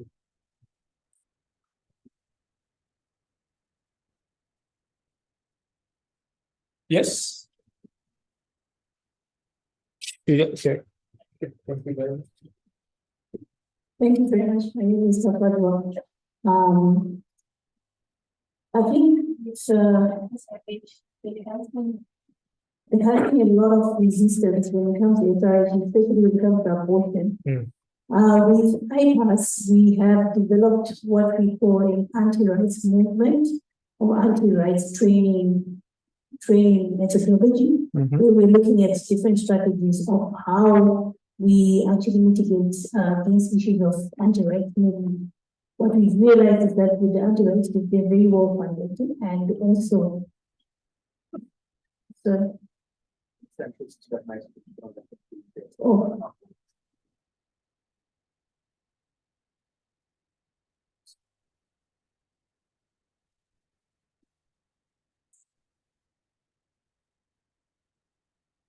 this is better. Okay. Thank you. So I was saying my name is Tapadwa. I'm from IPAS, and I'm here with my colleague, who is also sitting at back. I was saying with IPAS, we have developed a training methodology that we use for anti-rights movement, where we're looking at the different strategies that can be put in place to be able to mitigate when anti-rights movement actually coming and trying to attack when it comes to issues of state abortion as well as SRH. So in IPAS, because our topic is very contentious, we've been working a lot to ensure that we are prepared before the anti-rights movements come into play. So what is key is that we need to train advocacy champions that can be fully capacitated to be able to recognize how to mitigate issues of anti-rights movement. So it's a matter of ensuring that we have some training strategies that we can use, or training manuals that we can use. We've also done a training manual to develop advocacy champions in the region, where we're looking at how they can champion SRH and also safe abortion in the region. Thank you. Thank you so much. Thank you very much for that from IPAS. Any other comments? Our colleague online, any comments?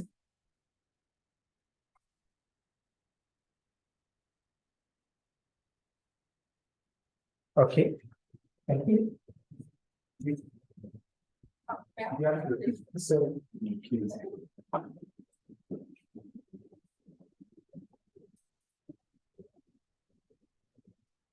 okay. So mine is it's not an institutional position, but just a reflection from a personal point of view, because I think the issue of the anti-rights movement, the pushback on SRHR is something that we are all sort of currently grappling with in different forms, in some form or the other. And I'm glad to hear, the IPAS reference to training, because that is one of it. We are also trying to actually map the anti-rights movement response, because we don't have like a systematic understanding of what everyone is doing. But what I think my contribution actually is tied to that question, that there is a lot going on in response to the pushback on SRHR, and the response is equally fragmented. So the people who are working on access to safe abortion are working on access to safe abortion. People who are working on comprehensive sexuality education are working on comprehensive sexuality education. People who are working on recognition of sexual and gender minorities and the protection of their rights are working on from a different point of view. So that kind of fragmentation, I think, is part of the challenges, is part of, one, replicating the anti-rights movement and causing it to look like it's even much of a bigger challenge than it is. But two, it's also it's self-defeatist in terms of strategies that they're not as exactly being leveraged, from we're not leveraging different practices, different sectors. So my contribution really would be, or my reflection would be, I think it would be interesting to see how resistance plays out in different areas, because most of what we've been focused on is resistance in advocacy. But how does it show up in research? How does it show up in teaching? How does it show up in publication, if you can put it that way? What are the different channels of resistance on SRHR that we are seeing outside of the advocacy space? Because I think we are over-concentrating on the advocacy space only. Yeah. Thank you very much. And that's very, very instructive and very important. We have to look beyond advocacy stage, especially look at also the issue of curriculum recognition and some other things. That's well noted. Another question? Comment? I'm not seeing any hands from my colleagues tonight.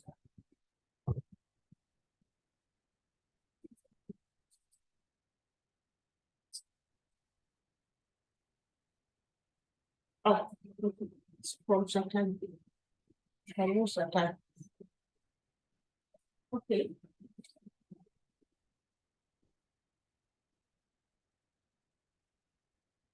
Okay, thank you. Sorry.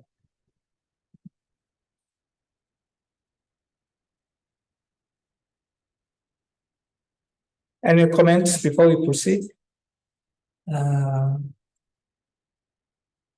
we have up to 3 for this session.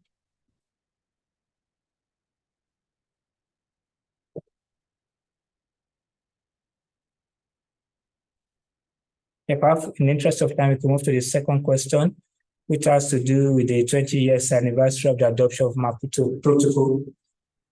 So the question is that how can we ensure that the progressive or radical provision of natural do not become paper tiger? We've often celebrated the Maputo Protocol as one of the most important, most radical, most progressive instruments relating to women's rights, particularly in relation to sexual and reproductive health and rights. But we also see that at some of the recent studies carried out, I think even from the center, has indicated that at the national level, the level of implementation differs, and we are not really seeing much. In some countries, we are seeing good progress. In other countries, the progress is not that encouraging. And as also we know that up to now, we've not achieved universal ratification of the Maputo Protocol as expected. So what are your thoughts on that? What do we do to ensure that just to become paper tiger? Just staring us in the face without us ensuring the full implementation especially at the national level. Any thoughts on us here? Okay, thank you, Prof.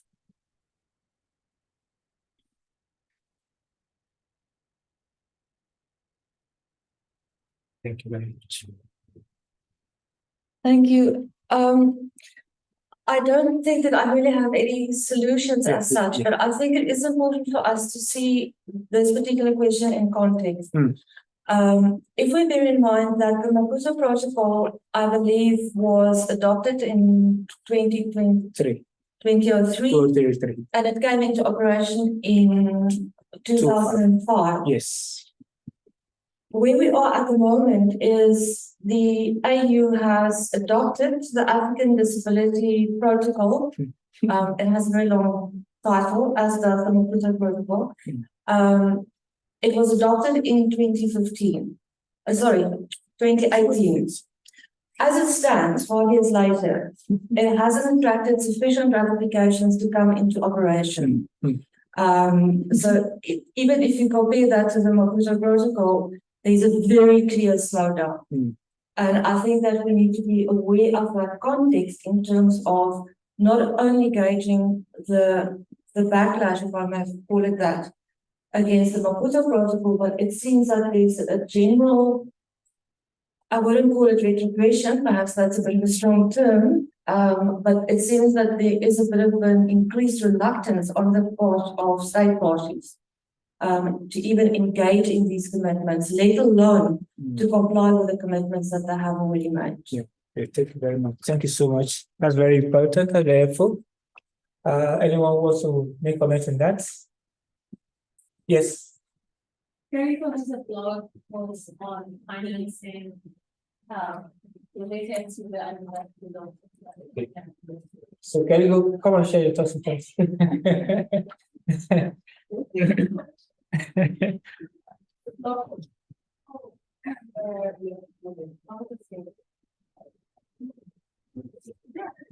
It's exactly that. Come.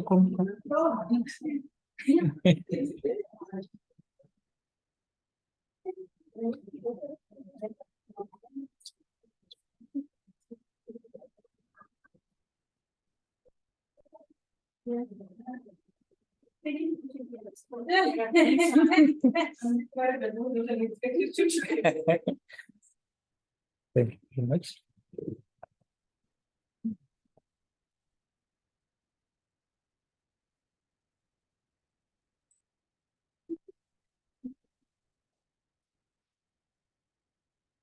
Just 1 second. Are you looking for the post? Yeah, you got it. Yeah, sure. Okay. Thank you. I can share something in the meantime that's actually happening in the pipeline. Yeah. So as IPAS and other organizations, we're currently working with the Department of Health to develop. Okay. Okay. Wait, another one here. Okay. Saying that as IPAS, we are working together with the Department of Health. We've been part of a technical working group that has been developing a digital platform for access to SRHR services. So the platform is yet being developed, but the plan is to pilot it as of November, but due to technicalities, it hasn't been piloted. So our role as IPAS has been to provide the technical content in the tool itself. So we'll be training call center staff, so you can work through call centers where the young people, anyone will call the call center and say that they want to access a specific service. So the call center staff are the ones that will train on SRH, on comprehensive SRH. So then they can actually either refer the person to a specific facility that is close to them to go and get the service without any process of having to wait in the queue or anything. The other way they're thinking of doing is ensuring that they in places where young people can actually go and pick up specific SRH the women and young people specific commodity on a local or something else, but that's just the part of the conceptualization. And then the other one is getting a reference to a pharmacy when you just go and pick up your medication. But this is our role is basically to ensure that the content is comprehensive enough and accurate. Actually, thank you. Thank you. Thank you so much. Thank you. I just talk about financing the protocol. So in this article, this blog piece, it was basically about calling on to states to actually put the money where the mouth is, because they have made several commitments about financing, health, and today only 2 countries have been able to meet the 16% Abuja Declaration. That's South Africa and Rwanda. But then even in South Africa, where the 16% allocation has been met, there's still very many challenges when it comes to the quality of care that people get. For instance, there's a doctor, obstetrician gynecologist in KZN who was talking about how, in a conference I was in, about how when women go to, or pregnant persons go to give birth, they have to come with 20-liter jerrycan of water. So you're still seeing that even with the 16% allocation, as per the Abuja Declaration has been met, it's still not enough. So in this article, basically it was, I was trying to just bring back the conversation around women's rights and calling into states to move beyond rhetoric. It's not enough that we keep on getting all these declarations and promises, but then there's no money that is actually going into proper financing of health. I'll give an example of what is happening with postpartum detention, for instance, in Kenya, which has a direct link with out-of-pocket expenditure on health. So out-of-pocket expenditure on health disproportionately affects pregnant persons. And this means that ultimately, in as much as states say, oh, we have free maternal health care services, it really isn't the case, because they still have to pay for those small things like gloves, cotton wool, spirit, because on paper, it says we are going to allocate money, but then in practice, it's a different reality. So as it is important to understand that sexual and reproductive health rights require money for them to be realized. And also, when in 2020, during at the apex of the COVID-19 pandemic, the first thing that was on the chopping board was sexual and reproductive health and rights. So why is it that it's always very easy to find money for things like war, but there's no money for sexual and reproductive rights? So so that was basically the gist of this particular piece, to emphasize that sexual and reproductive health rights require money to be realized. It's just not about saying, oh, we have 1, 2, 3, 4, 5. Where is the money? And how are we going to make sure that the money actually leads to substantive equality? Thank you. Thank you very much. Well captured. We need resources to ensure proper implementation of the Maputo Protocol, particularly at the national level, in order to achieve substantive equality. Yep. Okay. Yes, Satan, were you raising your hand? Oh, no. Okay.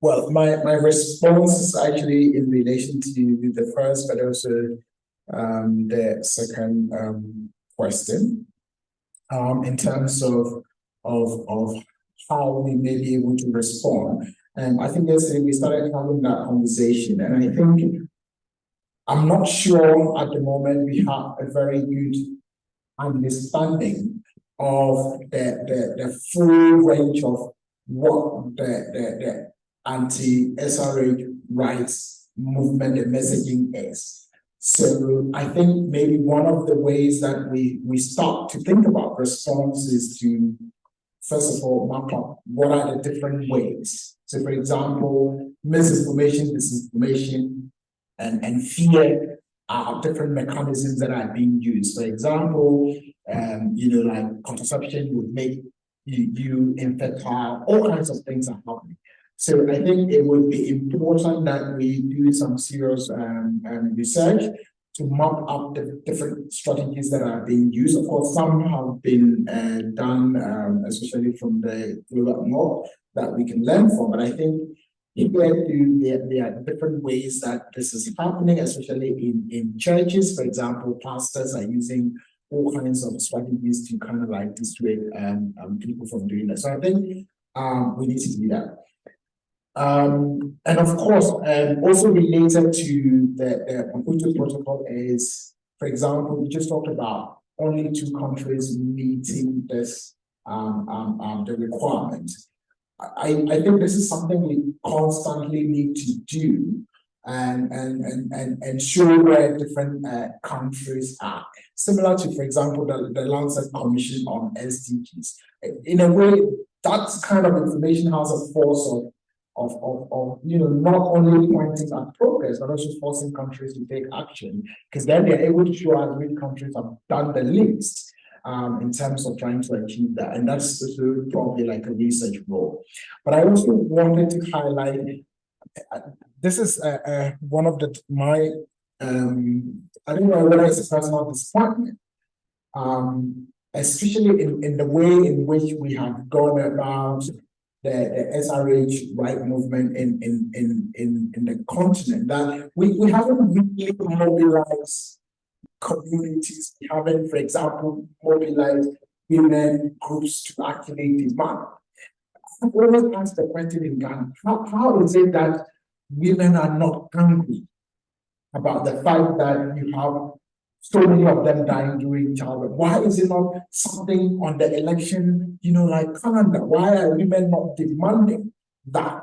So I think, of course, civil society, they do quite a bit of work on that, but I think we need to really mobilize communities to demand, because sometimes that is the only language, at least in Ghana, that is the only language the politicians understand, that there is mass demand. And we should really be doing that. A lot of the time, the demand doesn't seem to be driven from the bottom. So it's like you just got funding from somewhere and you're trying to do something. And we get this sometimes when you try to develop an intervention and implement it. So I think getting back and getting different groups to mobilize and demand could be one useful way to get both governments acting, but also making it difficult for example, anti-right movement to say this is not going to be good for you, right? Thank you. Yeah, thank you so much. Thank you so much. Yes, Karigo.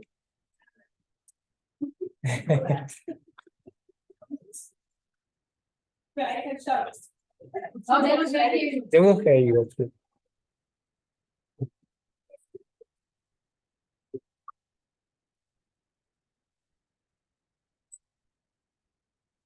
Thank you very much. It's not a rebuttal, but a question. And for me, it would be, why should we mobilize people to be treated as human beings? And why is it that we always tell women and people at the grassroots level to come and fight to just be given what should be theirs? I think we've been doing a lot of resource, like a lot of mobilization, both at the grassroots level. But then I don't think the problem really is mobilization per se. My opinion is that where power lies is where the issue is. Where those decisions are being made in parliaments that are full of men, that's where the issue is, right? Because I feel like we constantly say we are not mobilizing. We are. But why should somebody have to do all that work just to prove their humanity? It's just a question. I feel like women have been doing the work. We are constantly doing the work. Oh. Thank you very much for that. Is there any other comments on that? For that, any other inputs on that for that question before we proceed for the last question for the day?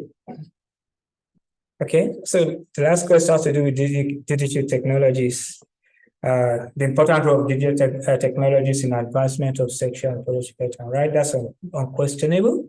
However, there's also some challenges with digital technologies, in relation to SRHR in Africa. So what are your thoughts? Any comment on that in terms of it? Incidentally, from tomorrow to Thursday, we'll be holding a colloquium relating to this issue. So in preparation for that, any thoughts, things you think? Heligo, you want to make a comment? Okay. Will you work on it?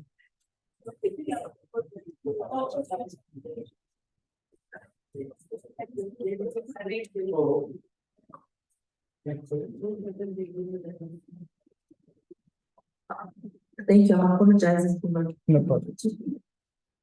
the work. So I think digital technologies have shown, especially in SRHR, that they can both be an enabler of access to care, but we also have to bear in mind that it can also, depending on the kinds of data protections, safeguarding, and human rights that are embedded in those technologies, it may expose already marginalized, criminalized groups of people who require SRHR services. For example, a lot of the countries in the world are surveilling, collecting data, and search engine history, and prosecuting women for being pregnant and wanting an abortion. 3 successful prosecutions, by the way, including jail time for women who have actually then gone on to have an abortion using telehealth. So I think it's important as we think about the incredible benefit of technology and innovation to also think about who's in charge of the entire pipeline. Who's designing those technologies, who's coding them, because if the code itself is racist, if the coder themselves are ableist and homophobic and transphobic, that is what will be the end user experience. And then we won't know why then, despite good programs, we don't get the uptake or the results that we want, because people are interacting with a technology tool that, in inverted commas, is supposed to remove the human element of prejudice, but everything around technology is human interaction, because a lot of it is embedded in the design as well. And I think the ways in which, just for the second part of your question, we can enhance the benefits at the same time as addressing challenges is that for the first time we have an opportunity, because of COVID and how telehealth has been accepted globally, where we had difficulties before, even in South Africa, to get the policy for healthcare workers, especially doctors, to be able to practice telemedicine.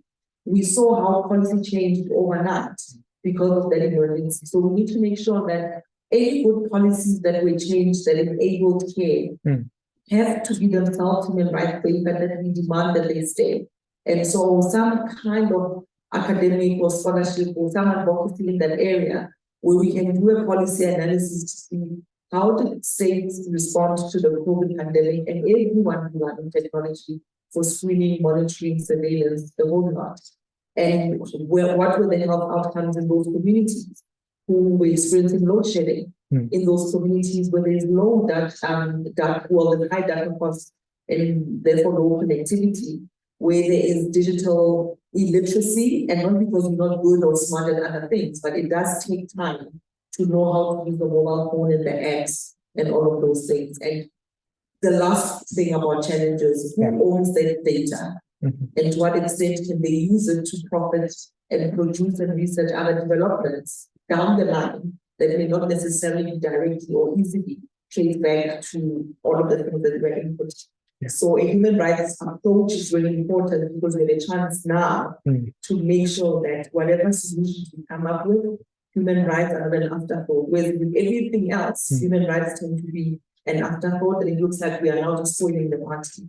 So I think we need to be more proactive when it comes to social technology and innovation to demystify our human rights with Black practice. Thank you so much.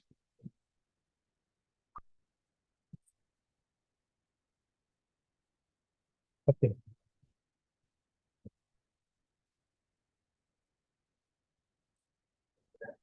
Thank you so much, and thank you so much, Dr. T. I think that's something that I've been struggling with and a little bit more, I would say. And in addition to the women rights perspective, one of the things that might not be an answer to your question, but just maybe a reflection would be, how do we make sure when designing these digital technologies that are supposed to support women and girls in communities? It's something that reflects the unit. Sometimes we just have technologies that, yes, give basic information, but that might not be the information that is needed by that particular community. We have been talking about disability rights and intersectionality. How can you have an intersectional lens? Most of the technology I'm coming across doesn't really factor that in people with disability. And also, let's think about the access itself. Not that I want to look at this as all of the barriers and challenges because we need to, overcome them, but I'm just saying how intuitive, how responsive the technology are to the user, the end user, are extremely important to keep in mind. I find myself with a lot of other partners being in a room, designing a program and project with other people that benefit supposedly from that project. And I do think that's something that we all need to think about collectively. Maybe widen the range of how we go about the things. Pause, reflect. We have been doing this work for a while. Like you were saying, we have been doing the work, but why is it not working? So, yeah, thank you. Any other comments? Any contribution? Any contribution? I'm not sure our colleagues online are still there with us.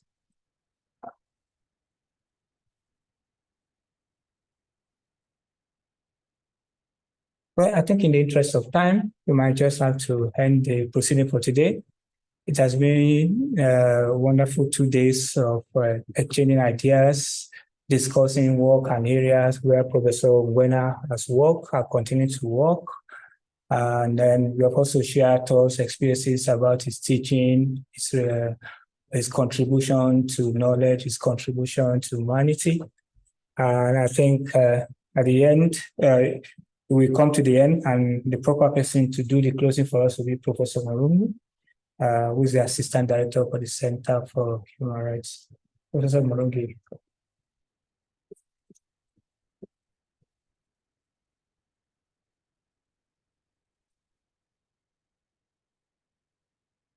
Thank you, Geneva. I'm trying to share. Step back from the pulpit. Can we just stop the sharing so you can see? Okay, thank you very much. It is 3 o'clock. And I know that I am listed to give 15 minutes of closing remarks. And I don't know what 15 minutes is supposed to cover. So I really don't have 15 minutes. I don't have a 15-minute speech to give to you about the closing. Just maybe in a sense of reflection. And I see, let me just see that I know that the numbers have dwindled a little bit. I was trying to see Francis here as well as Charles. I don't see them, but I suppose it's quite an early morning. We're still maybe having breakfast in the morning. The conference has been long in the making, right? I think we are glad that it has come to this point, but the journey to this point has been a year long or even longer. If you're working in the NGO sector, you know how these things go. You conceptualize something this year, and you spend the year looking for a donor interested in what you are thinking. And then you send proposals to the donors, and some respond and some don't respond, and some give you conditions and all. So it's not an idea that came out last week or it's been a while. For many reasons. For the reason that not only do we appreciate the very valuable contributions that as a center and as Professor Ngwena himself has been able to make in relation to sexual and reproductive rights, but also essentially to the discourse on intersectionality and vulnerable groups and their rights. But it's also, to recognize him as a person. I think we have been talking a lot about the subject matter, the areas of his work, the importance of these areas of work, but essentially also to recognize him as a person that has been able to do this. And of course, it was timely because it came around the time that Professor Ngwena was retiring. And I think when someone is retiring is when you suddenly wake up and realize this person has been with us for so long. And we are coming to sort of an end of relationship, in a formal sense, but not really. So we are honored to be able to do this, to be able to acknowledge an incredible colleague, to be able to acknowledge someone who has put us in the map, in the world map, in relation to scholarship and engagement related to persons with disabilities, but fundamentally related to sexual and reproductive rights.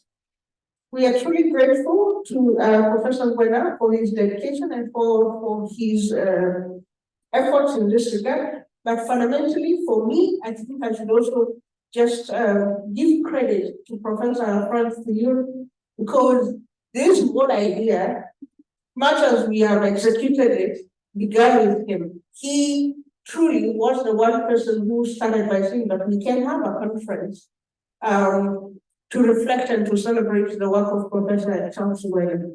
So you see how it works. He's the one who coached him, if you can say, from Free State and stayed with us here and still up to the end of his contract with the university and his continuation of the relationship that we currently still have. I think it says a lot, not just about Professor Ngwena, it also says a lot about Professor Kiyun.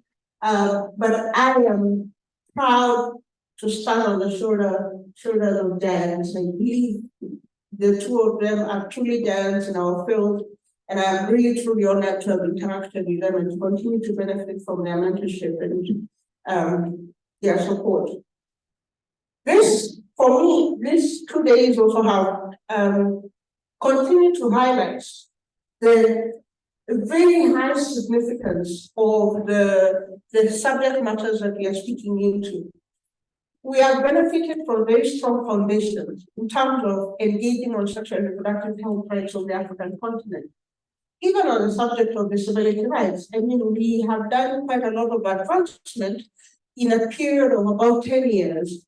That progress is commendable. It doesn't always work as easily as that.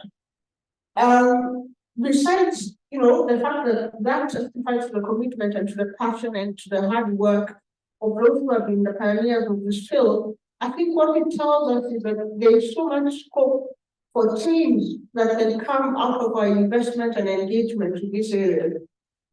The Sexual and Reproductive Health Rights Masters Program has produced quite a number of now alumni, and a lot of others who are still in the pipeline and who are working on various aspects of sexual and reproductive rights. Most of the time when we work as NGOs, we have very specific targets. You apply for work, you apply for specific funding with projects and you finish the project and you report on it and you satisfy that it has worked. In the universities, we count how many students have come in and how many students have gone out and how many publications we have made. And if you're lucky enough, if your university is really interested, you can also calculate the impact factor of the journal that you published in, maybe relative to whether your article was in a newspaper or it was in the journal of impact level 5, whatever. But a lot of the times we miss the in-between. And the in-between is, as was being said earlier in the previous panel, is the investment in people. And because actually change is not made by the number of articles we write, change is made by change in people's minds and attitudes.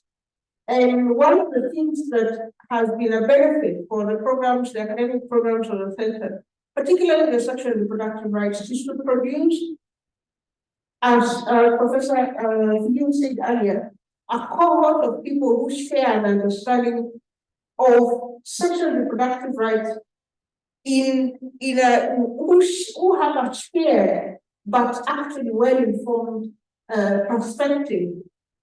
Because that's the only way we can counter the disinformation narrative. That's the only way we can counter what we call the imposter narrative. Because a lot of the pushback on sexual and reproductive rights in the African continent is often framed as this is not an issue we Africans talk about. The things that you're saying, the research that you're citing is written by people who are sitting in the US. And I think over a period of 10 years of this program, we are starting to see the text change. Because these are the people now sitting in forums and challenging our very own people about those ideas to say, we are the African feminists. We are the African sexual and reproductive rights advocates who are going to advocate for issues such as access to safe abortion, which our continent will not want to engage on, issues such as sexual and gender minority rights that our continent doesn't want to engage on.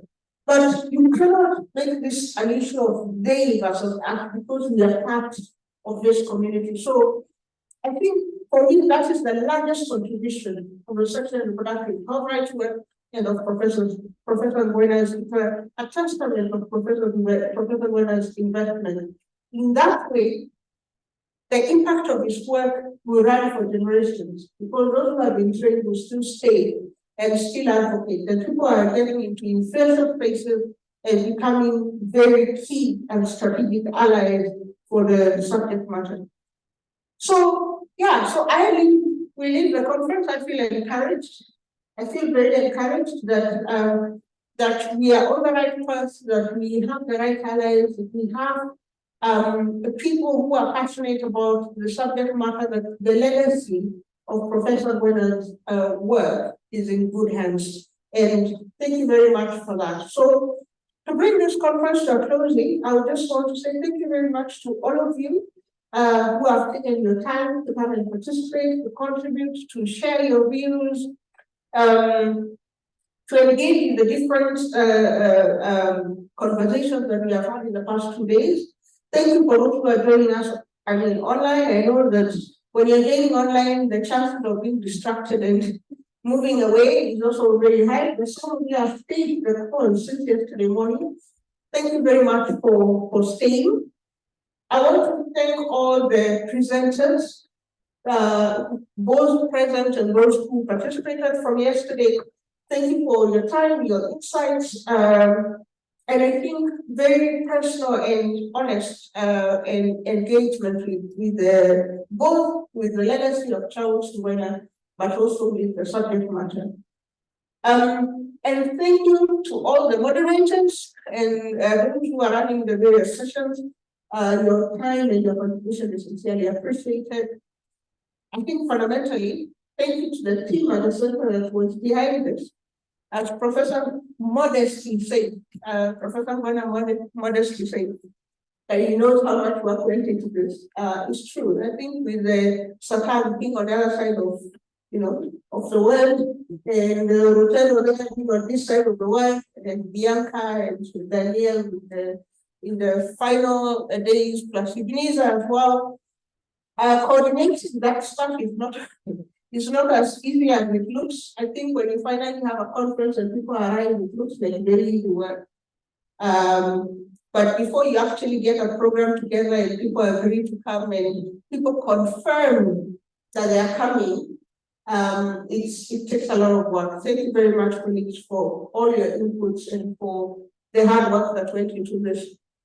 I think I don't want to keep us here longer. If I have missed anyone, please forgive me. But yeah, I am very grateful that we have succeeded to do this. Thank you very much. There is a book launch. Yeah, in 10 minutes. So can I ask that you tell us where it is, because I'm not, it's on that side, where we had the lunch. So the book launch is in 10 minutes across that hall. Thank you very much. Yeah, the cocktail. The cross in the dining room. I think that will attract more people. Thank you. Yeah, so see you on the other side. And for those who are online, unfortunately, we cannot teleport to the cocktail, but we shall be celebrating on your behalf. Yes, Elaine. I say we're working on teleport. Okay. Thank you. Bye. Okay,